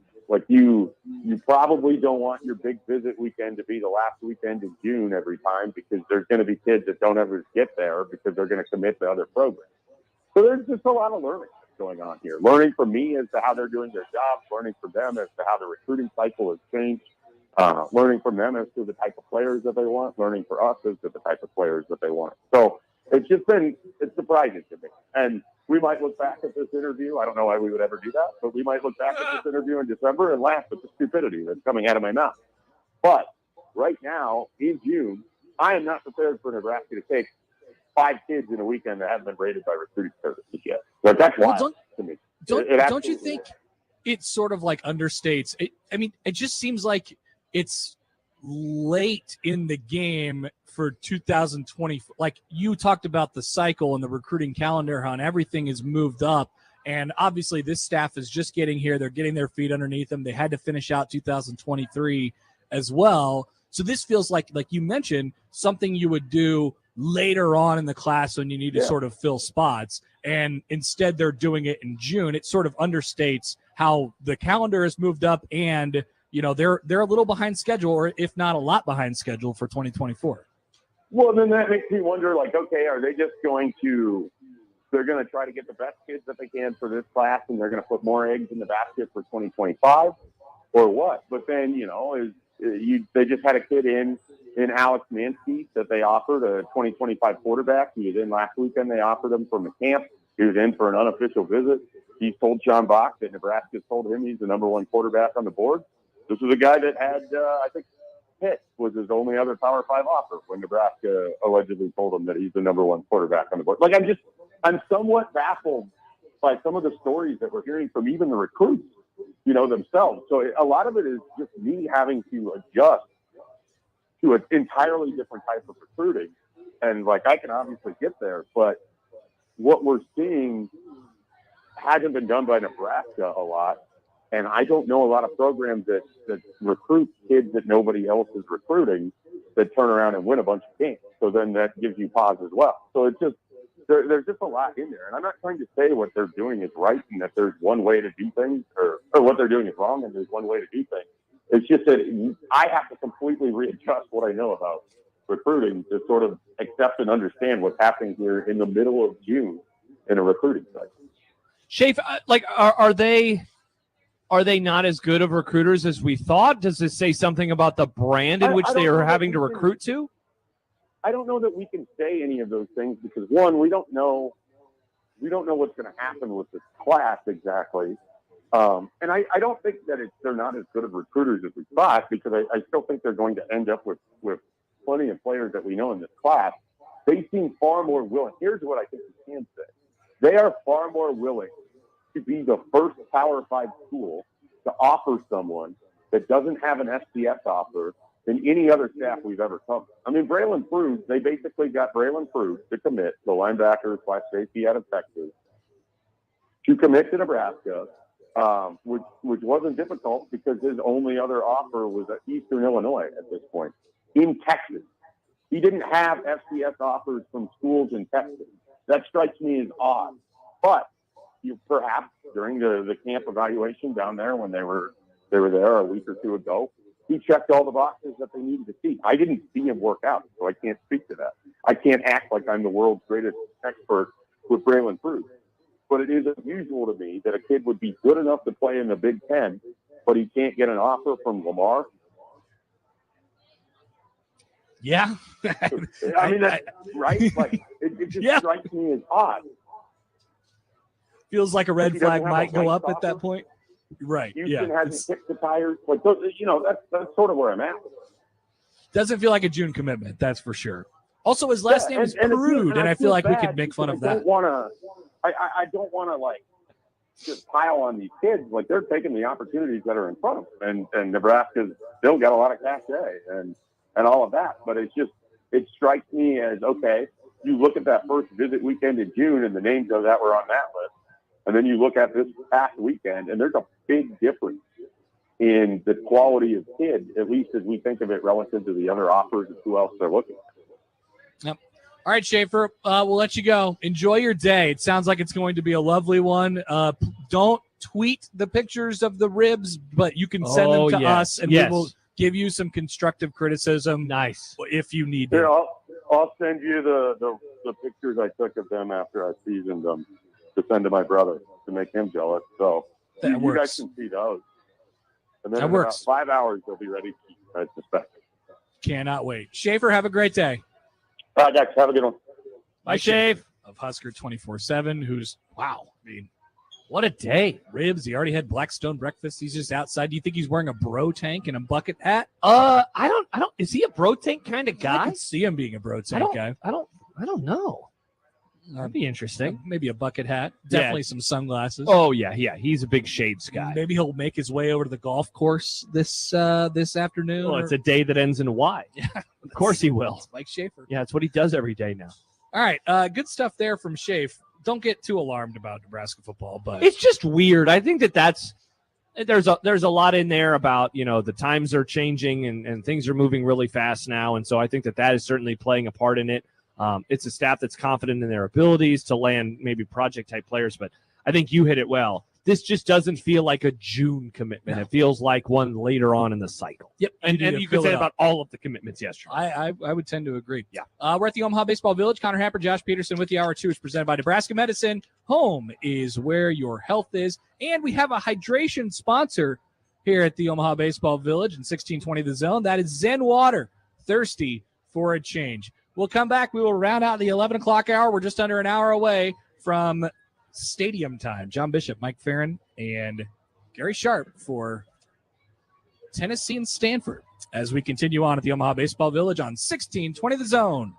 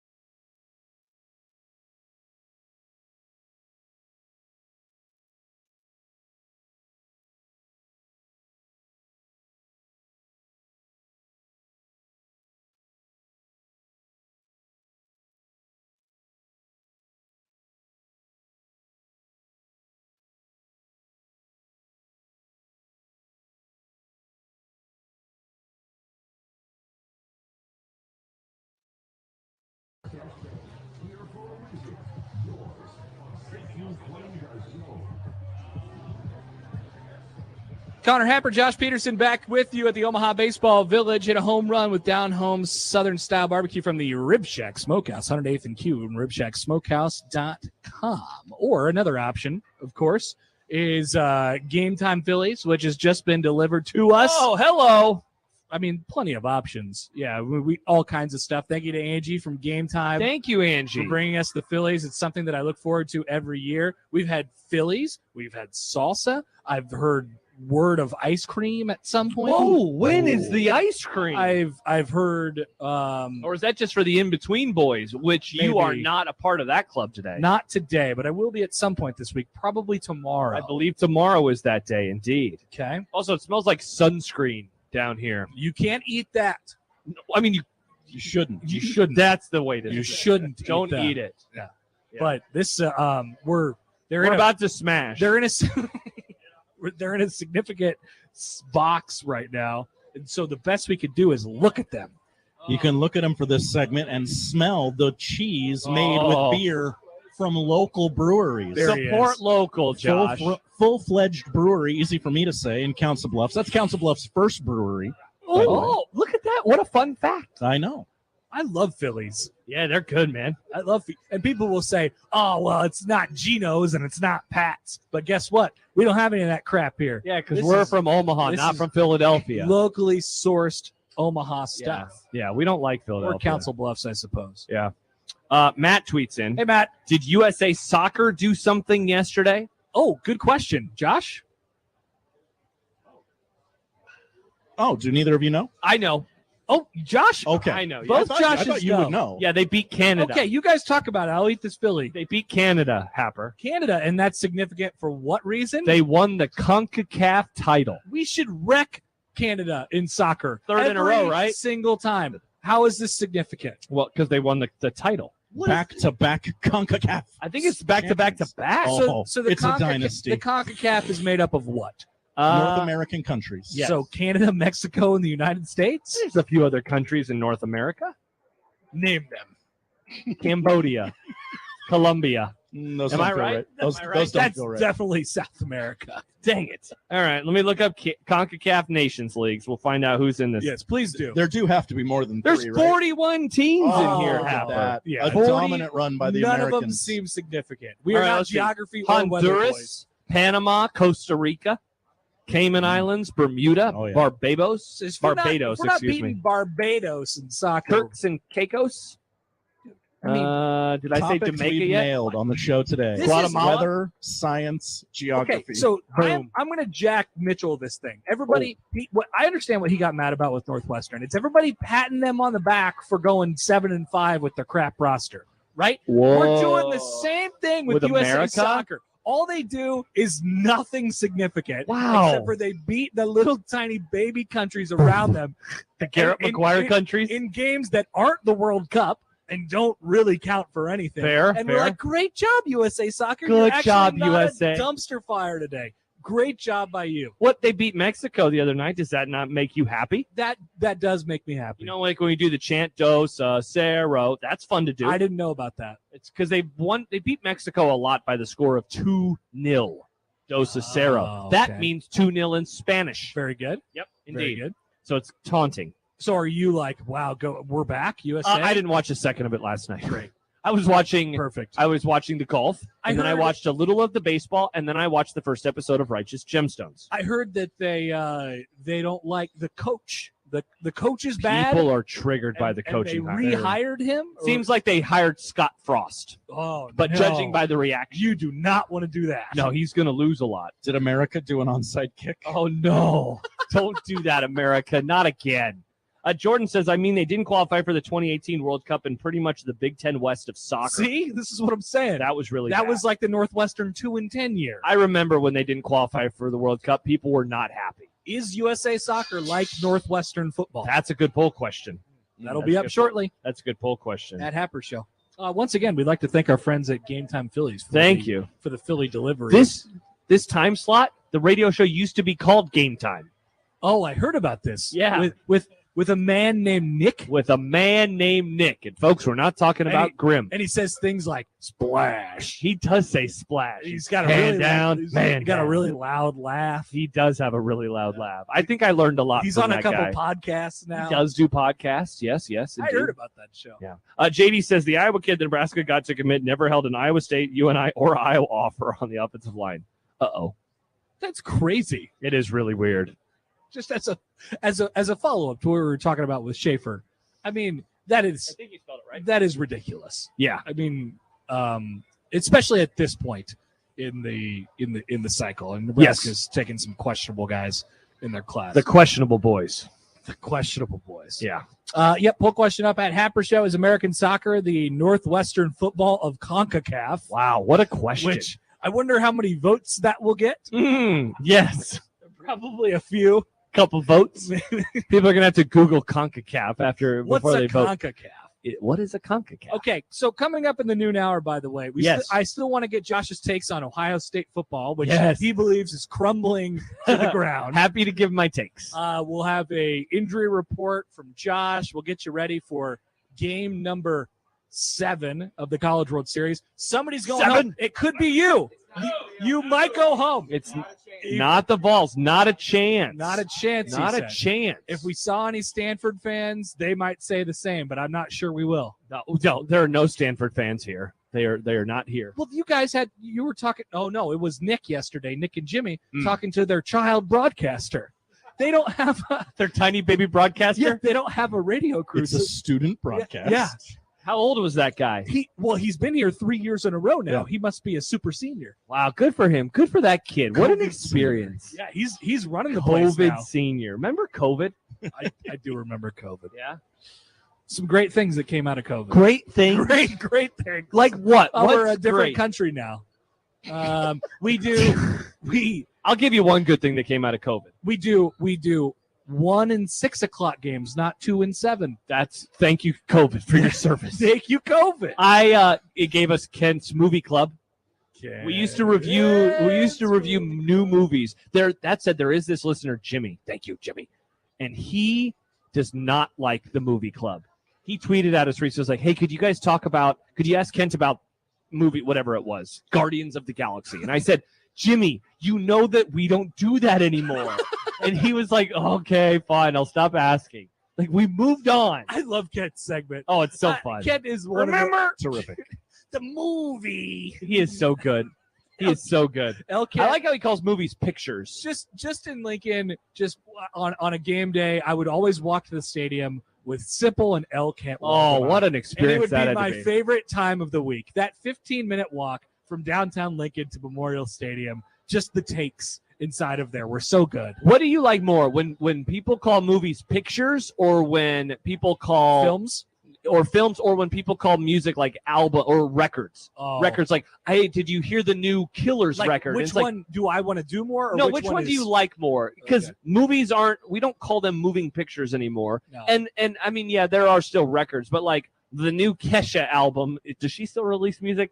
It's not really like a couple available weeks on ago. records. Good for her. Wow, what a name that I pulled Gag out of order there. in stores now. Calling a Gag movie, order? Yeah. Wow. Nobody lets her All talk. right. All right. Calling a movie a picture is an insane move in 2023. That's what Ken I'll does. say that. I saw a picture. And this has been hour 2 at the Omaha Baseball Village, presented by Nebraska Medicine. Home is where your health is. Plenty to come in the noon hour before we get you off to the stadium. Time here to eat. on 1620 The Zone.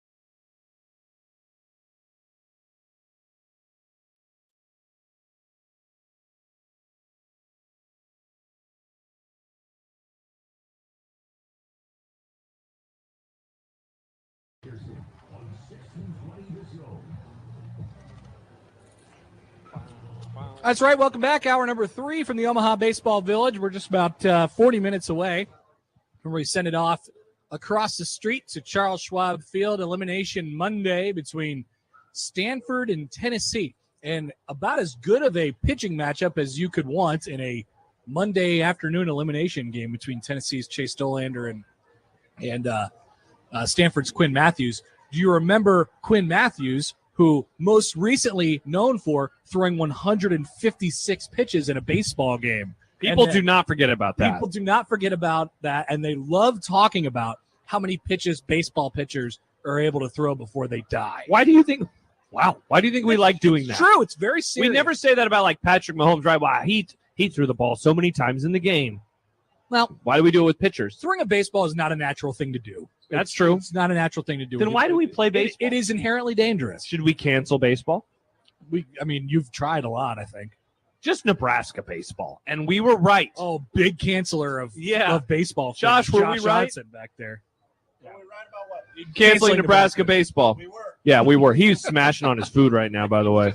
Oh, man, he's just eating and eating and eating. That's all right. It's very good. I had to go about half, but I got half down.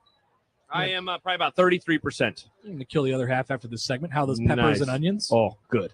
That's what I thought. Yeah. Oh, yeah. Very tasty. And the beer and the locally sourced beer. Oh, cheese. locally sourced from the first ever brewery in Iowa. Is that what the stat was, Josh? Council Bluffs. Council my bad. Bluffs. Not first in Iowa. So in order to wash that down, you need a little hydration. Yeah. 1620 the Zone hydration sponsor is Zen Water. Thirsty for a change. I'm about to refill up my bottle with some Zen water. There is. He pulled one out right there. We've had salsa, we've had Phillies, and we have Zen Water. The perfect trio. I always dreamed of it. Okay, Josh, I have some things. Well, I have one thing in particular that really caught my eyes. I'm going to do a show with Josh Peterson. What does Josh like talking about? Running. Are we talking about running? We're not talking about running. Dang it. Maybe Ryan Day will have to run from Ohio State after he loses to Michigan again. I like that. That's a nice transition. This year. But an article came up on ESPN. Yeah. From Heather Dinich. You know Heather. Heather Dinich. Ohio State's Ryan Day and the pressure to beat Michigan. And there's some quotes in here from Ryan himself. And from their defensive coordinator, Jim Knowles, and what they're doing to address this problem that they now have had where they haven't beat Michigan in a long time. The last time they beat Michigan, COVID was like barely in America. No. It's been that long. It has been a long time. Long time. So I wanted to read you some of these quotes. Yeah, tell me. And does he say, I'm a tiny baby coach and I'm scared? He does have he has the rosy cheeks and the dyed beard. Dude. Does he have a dyed beard? I don't know. Many are asking. But it is very dark. Dude, that beard is dark AF. It's very dark. Yeah. Following this is how they started the article. Following the college football playoff semifinal appearance and the pressure at Ohio State. Quote, you can't lose a game. You can't. And then he followed up and by saying the exact same thing. You can't lose a game. And then the article goes into especially the game twice. Yeah, he's lost it 2 times in a row. Day said, quote, the expectation here every year is the same. We win the rivalry game. We win the Big Ten. We win the national championship. We fight like heck to do that. We're right there. You could feel it. You could taste it. And that's motivated the guys this offseason. When you get that close, you don't get there. You didn't get it done. It certainly does motivate. They've built, it's the identities of these two and how it surrounds this game in particular has completely flipped over the last handful of years now, where Michigan would center their whole identity of their program of like, oh, we have to beat Ohio State. This is for years. This is inherently true among both these programs. Now it has flipped, and Ohio State hasn't beaten Michigan in a long time, and it's like, hey, we realize that we are capable of winning other games and all of our other games almost. We need to win this game. So what do we do in the offseason to better prepare ourselves for a game in late November is a very fascinating conversation. It is because, like for Michigan, for example, when they had this long stretch where they were unable to beat Ohio State, to be honest, Happer, they were unable to beat a lot of teams. Like they had multiple seasons where they missed bowl games under coaches like Rich Rodriguez or Brady Hoke. Like they had this long stretch of football where they were just a bad program. And so, in the midst of that, they also lost to Ohio State. This is different because it seems like Michigan has now gotten into the heads of Ohio State where they can beat everybody else. Because it's in the way they did it. Yes, and so this is the one team that they can't beat. It's kind of like Nebraska in the 70s under Tom Osborne, where they had success against basically everybody except for one program, and that one program was Oklahoma. And so to hear some of these quotes on the record from Ryan Day and from others, I mean, it does show that the pressure has really ramped up. Because I think the game 2 years ago, and like there's an Ohio State fan who listens to the show, and he emails a lot. That one I think Ohio State fans talked themselves out of. It was snowy. That benefited Michigan. It didn't benefit the Ohio State wide receivers, et cetera, et cetera. Wait until they come to the horseshoe and get a good day. And then the day was like perfect for football, and Ohio State still rammed the ball down their throat, especially in the fourth quarter. And so I think this one, it was like, okay, we got to go under the hood and figure out what in the world's going on right now. As an innocent bystander, I really enjoy when the game is a blowout because it sends the other school into a spiraling pit of despair. It's so fun. It's so much fun. I love college sports and from that perspective alone. So Jim Knowles, their defensive coordinator, who was a great defensive coordinator at Oklahoma State, took over at Ohio State last year. He has some really interesting ones in this story. And he said, quote, we had some matchup issues, which I blame myself. Got put into positions where the matchup was not in our favor. That's my job to fix that and look out for that. We had some times where we lost our eyes. We didn't execute. I call it eye violations. When the moments get big, our vision gets smaller and more condensed. At times we had guys who were doing too much and not focused on their assignment. That goes back to me. Nobody wants to make the critical mistake. They don't want to give up the critical play. That's not how our guys are built. So then I have to look at my teaching and the environment. Everything comes under this microscope. Yes. When you lose to Michigan in that way at Ohio State. It does. And the quotes there, they make me think, Happer, like it's all in their heads. When it does. And then when it comes back to me. Now, I guess we could stop here for a second. Like, are they just as talented as they were when Urban Meyer left? Are they less talented than they were when Urban Meyer left? I would say they're probably a little less talented, mainly because like the defense has taken a step back. Yeah. Like, remember they had like the Bosa brothers, for example. Like, they don't have that type of player. But the recruiting is still there. The recruiting is awesome. The coach, I mean, Jim Knowles is really good. Yeah. You know, so like I don't. And their wide receiver room is loaded. Incredible. It doesn't seem like that discernible of a difference from a talent perspective from like when Urban Meyer left. So, I mean, that goes so to it's like, what happened? What happened? Yeah, you know, what I find interesting about them is Urban Meyer and the way in which he was super high-strung. I think that showed itself in positive and negatives. The positives were like big games came around and Ohio State was always ready. But they did slip up. They had that like horrific loss to Iowa. They had the game against Purdue. Like they had slip ups, but when it was time for Michigan, they were ready to go. When it was time for bowl games, for the most part, they were ready to go. So they always perform well in those types of games, but it was the weird, like Ryan Day's not losing to Purdue and Iowa, but he's losing to Michigan, which is the bigger crime, of course. You'd rather lose to Iowa and Purdue than you would lose to Michigan. I mean, I agree with you, and the records still look the same, similar. They go to the college football playoff every year. They win the Big Ten championship just about every year. But yes, they're losing to Michigan, and that makes it hyper focused on that type of stuff. But I am with you in the general sense of I do feel like it's slipping a bit. Even though there's not a whole lot to point to in terms of the record. The raw number, the wins and losses. But I do feel that way. And I think that's what, maybe it's just a confirmation of what I thought would happen when Urban Meyer left. That's a good point. It's possible. Yeah. But I do feel as if it's slipping a little bit. Now, what is slipping for Ohio State? I would like, it's one of the very few programs in the country that's guaranteed 10 wins every year. They're always good. Yeah. They're always good. And you know what's funny too? Like I would actually say that I think Alabama has slipped a little bit more than Ohio State has.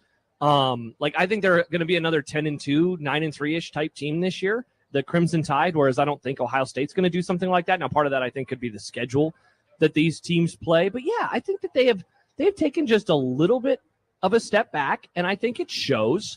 And like, you know, like cards on the table, the Ryan Day stuff has just turned into more of it's a bit. It's definitely a bit. I do think he's on the hot seat more than John does, though. Like, I don't feel like that's fake. And he can say all he wants. And I know a lot of people have said, guys, it's a super vocal minority that has issues with them. And like, I think that that's true. It is a vocal minority, but we see how fast things can change. And if they lose to Michigan for a third time in a row like that, I just think all bets are off at that point. I really do. I I guess I wouldn't say I would guarantee that he's going to be fired, but I definitely think that it could happen. It would not surprise me if we wake up the Sunday after the Ohio State game versus Michigan and we see that Gene Smith's like, yeah, we needed new leadership. We had to try something else, whatever term he wants to use. Just to finish out the story, there's a quote from Kyle McCord, who's one of the presumptive, starting quarterbacks this year. He's going to throw his hat into the ring. Quote on the Michigan game: "It's more than just a football game. It's something you live 365 days a year if you come here. It was a surprise when we lost them my freshman year. I think it woke a lot of people up. Last year, we were confident going into the game. I think we had a good game plan. We knew what we wanted to do in terms of offensive scheme and where we wanted to attack them on defense. To come up short again really makes you take a step back and say, we've got to change our approach in some of the things we're doing." I think everybody had a clear vision of what it's going to take to win, because obviously the last 2 years haven't done enough to do that. I can say with confidence, I think that's the number one goal in every person's mind in the building every single day when we walk in, is to beat them. Think about that, man. That's a lot of words to say. We have to change who we are as a program to beat one team. Yes. That's what they're saying right now.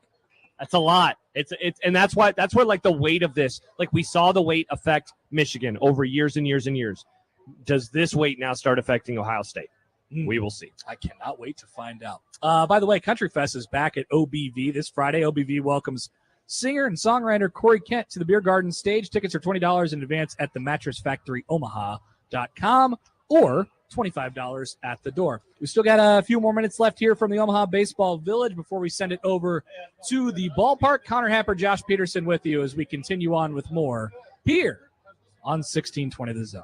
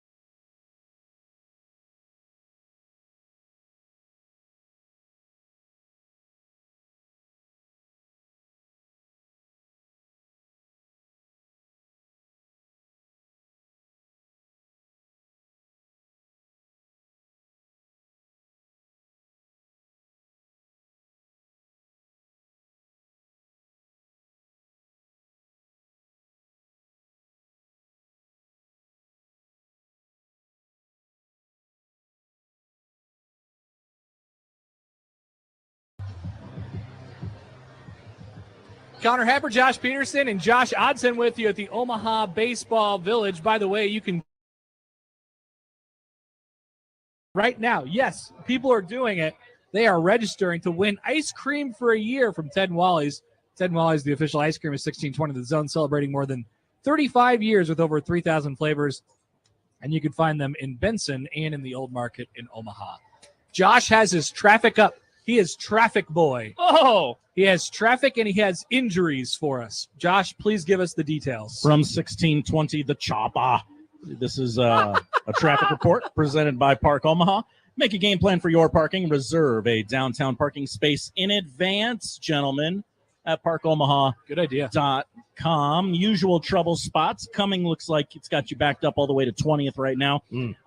Those other thoroughfares, 13th, 14th, and so on and so forth, look actually fairly decent. It's Monday. A lot of the citizens of Omaha are back to work. It's a lot of out-of-towners. It's a very blue-collar city, Josh. Working for the man. Now, here's the thing. And the woman. You can't tell people that the roads are fine because then they get down here and they're like, the roads are not fine. These are not And fine. then they'll yell at We're us. grading on a curve. You'll That's right. definitely want to watch out for those people driving slowly, looking around, and then instantly change lanes and try to make a turn. You'll want to watch out for that foot traffic as well. This parking update, traffic update, presented by Park Omaha. Make a game plan for your parking. Reserve a downtown parking space in advance at parkomaha.com. Moving to the injury Watch out for the report. scooters, too, by the way. Oh, yeah. The lime scooters. Yes. They're zooming. They're on the sidewalk. They're on the street. They They're don't know what's zoomers? what. Can we get the scooter update sponsored next year? Oh, I love this. Great idea. There's An 3 idea, scooters boy. available. That'd be awesome. If you get injured on a scooter, that is presented by Methodist Health System. Personalized care when and where you need us. Methodist, the meaning of care. Tennessee, no new injuries since they've been to Omaha. But the storyline today will be a man named Quinn. Do you Josh remember loves what people named happened Quinn. last time Quinn threw the baseball? I do. What Well- happened, Connor? Well, in a real baseball game, he threw 156 pitches, and people lost their minds. Oh, man. We talk about But pitches. I watched him throw baseballs ever since he's been here. He throws baseballs every day. You know what he did after he threw 156 baseballs? Throw more baseballs? He threw some more baseballs. After the game, he goes, I got to go lift. I got to go hit the weight room. This is my kind of guy, working out all the time. So he's kind of he's one of those guys who, just wants to have a baseball in his hand and throw it. That's kind of He goes to bed with a baseball? Oh, Yeah, I received a push notification from the fine folks at ESPN during this show that talked about Quinn Matthews last time he was out. I don't remember. He it was nearly like died. Legacy or malpractice. Wow. I was like, oh my goodness. You must stop with this. Wow. We have to stop. It gets Happer very triggered. I can tell. It does. Jeez. It does. He's fine. He's fine. What if his arm literally falls off? That's what we were all worried about with Kevin Kopps. Remember the guy from Arkansas? They were like, "But he threw the other day. He can't come back and throw 8 innings in this game against Nebraska." Is your argument, by the way, do you need to finish that report there, Josh? You You're certainly good? could if you'd like to. Yeah. Does this go back to like Cy Young? Cy Young threw the ball a million No, times, it and his doesn't. arm was still No, attached. this is with all of the current knowledge that everybody else has. Oh, okay, I so am this not, isn't 1800s Happer coming out to I speak. am not ignoring science. The host's name is Shut Up, I am. and that's what you should do right now. I'm not ignoring science. Okay. But I do think we go a little overboard with the whole there's like a number of pitches a guy Okay. can throw in a certain period of time. What else do we go overboard with sports these Oh, days? good question. Like in this kind of world where people are like, "Oh, it's not the old days anymore. Stop doing that." Well, I mean, like player safety in general is definitely one of those things. Like I think sometimes we go too far with it. I think it's really Bring back Jacked Up. I think it's really important. Player safety extremely jacked up. important. Yeah, guys just getting smashed. Dude, Great. I was rewatching. Bring back the leather helmets. I'm trying to remember what game it was or highlight. I saw this highlight package randomly on YouTube the other night, and it was some old thing. And they were like, "Hey, let's take a look at this guy getting decapitated." They're like, "Oh!" And I was like, "Wow, Bring back sports science. It's just a different. Oh, and Dominican Sue hits you with the power of 6 trains. Oh, I forgot about that. They would always compare Sue to a train. Why didn't they compare him to a car? Because then they could have been like when he was driving a car and hit other cars that one time before the Trans-Siberian Orchestra played in Omaha. People forget that. Remember that? I remember waking up. I was going to go see TSO that day, and it was like, and Dominican Sue crashed into 4 cars. Bonk, bonk, bonk. Where is Sue, by the way? He should be at the College World Series. He's a TV man. He's probably interviewing. He's a TV? He's going to be. He interviewed with NBC. Oh, yeah, he might be on like Sunday Night sports? Football. So yes, the NBC, not just some fake one. Yeah, I thought he was going to be with. I thought he was going to be Chuck Todd's replacement. Welcome to Meet the Press. It's me and Dominican Sue. And Dominican Sue's got the electoral map out. He's singing out with Kornacki. I love this. I would love this. I don't know. You never know. I want to watch the Dominican Sue Steve Kornacki 2024 election night coverage. I'm just saying, man. Man, that'll be great. You never know. 2024. What a year it'll be. We will come back. We will preview. Yeah, that was a segment. We'll come back. We'll get you the final things we know about game number 7 between Stanford and Tennessee. Somebody's going home this afternoon. Josh and I will talk about it and a couple more things as we get ready to send you off to Charles Schwab Field. We're live at the Omaha Baseball Village on 1620 The Zone.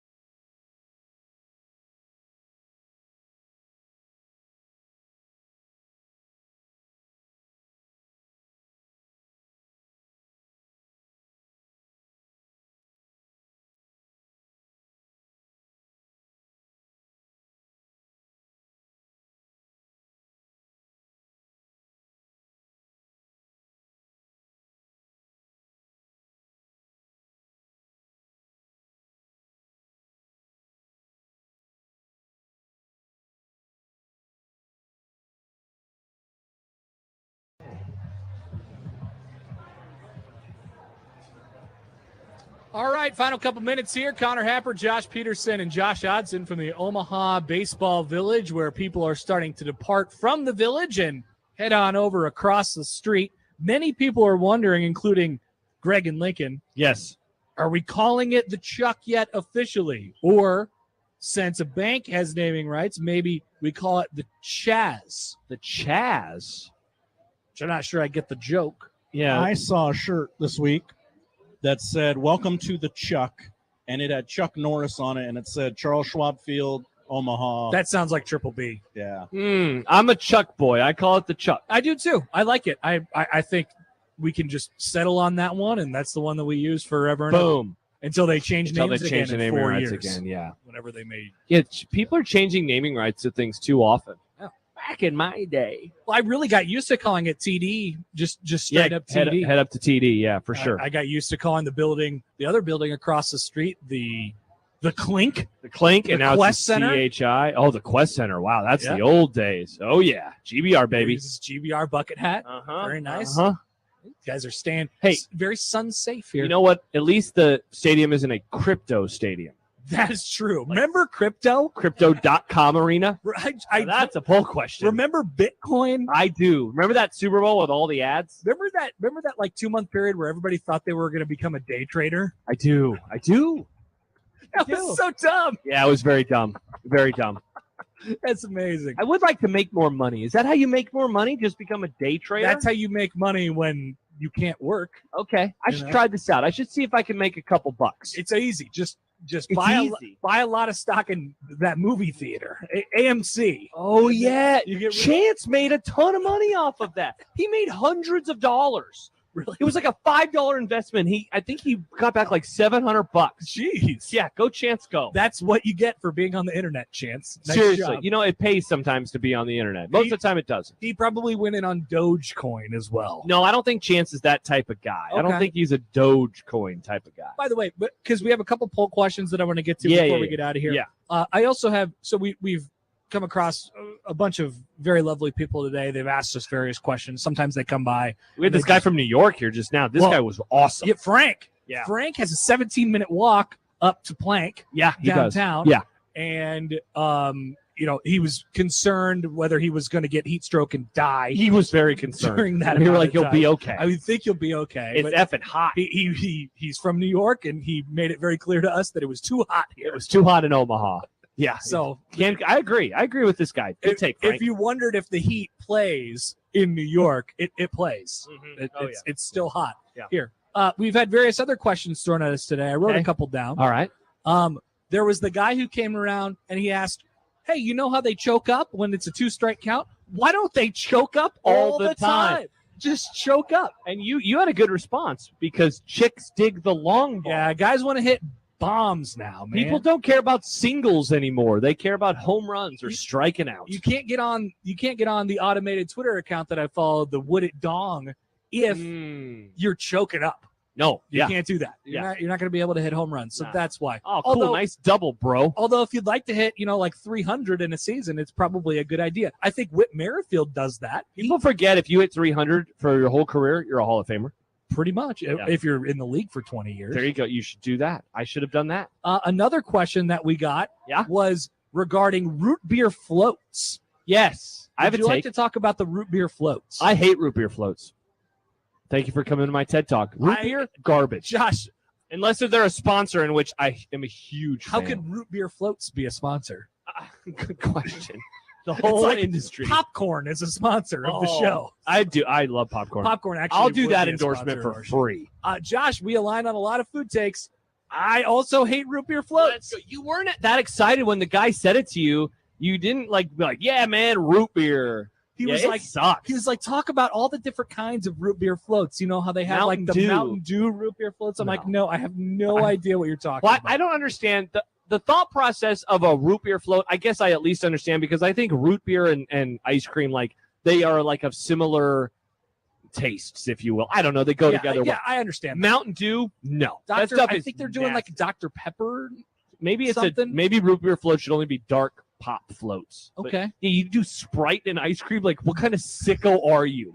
You're a freak. Is what you are. Get away from me. Mountain Dew mixed with anything else. Yeah. Even Sounds like like a horrendous even deal. like booze. I think in college when I was Oh, just yeah. a disgusting animal, It was a I would- great idea. I would do like Mountain Dew and white rum.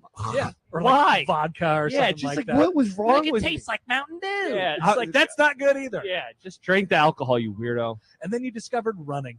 And then I you're like, discovered no more Mountain Dew and rum. I did have a beer last night. Man, it was tasty. What kind of beer? I had a double dry hopped King Sue. Of course you did. Yeah, For I our got friends in Iowa. I got surprised. Well, actually, Bank surprised me. How do you feel about celebrating Father's Day for pet dads? Because Banks, I don't feel good about that. Banks gave me a card. Did you see me in Maple yesterday? Oh, the dog that you wanted to murder? So the dog, but we only have like 2 minutes left. I know. The dog does not interact with anybody, famously. This is a new dog, right? New dog, only been here for a couple months. Okay. I go out to Maple. I chase Maple down. I wanted to get the interview, wanted to get the details. Maple comes right up to me, allows me to pet Wow. Wow. And then Chris came around, took the picture, and by then Maple had left, and everybody thought I was a dog hater again. Well, I mean, fair. You are. Ridiculous. So you're out on Dog Dad Father's Day. I am, Well, unfortunately. it was a very nice card. I teared up. Did you I mean, thank Banks? Technically, Riss wrote it. You guys understand? Riss wrote the card. Oh, I guess. Very nice. Yeah. But I did give Banks a lot of hugs and pets, and he was just like, I don't understand what's happening right now. I want a treat. We did have a couple poll questions. Yeah, we did. Before we get out of here at Yeah. Happer Show. When you see a sword, do you have to pick it up? Yes or no? Sure. Yeah, why not? Yes, I say yes. 78% say yes. Well, hard to argue with that. Are bucket hats the preferred hat of the meteorological community? Matt Serby says it's actually backwards hats.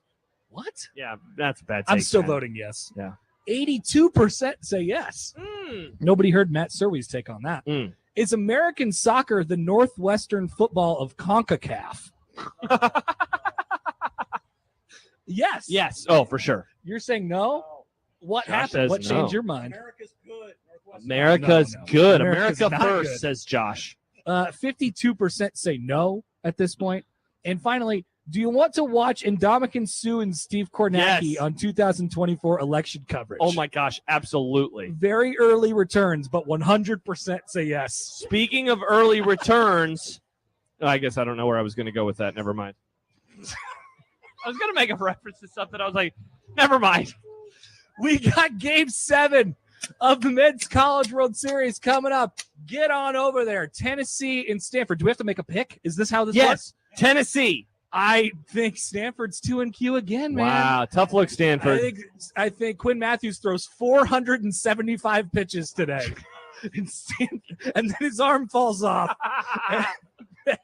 and Tennessee still wins. Man, I'd watch that. That's it for us. Thank you, Josh Hodson. What a guy. Thank you, Josh Peterson. Oh, hey, thank you. I'm Connor Happer, Gary Sharp, John Bishop, and Mike Farron. Wow, what Have a the trio. call across the street. We'll talk to you guys in between. Have a good one.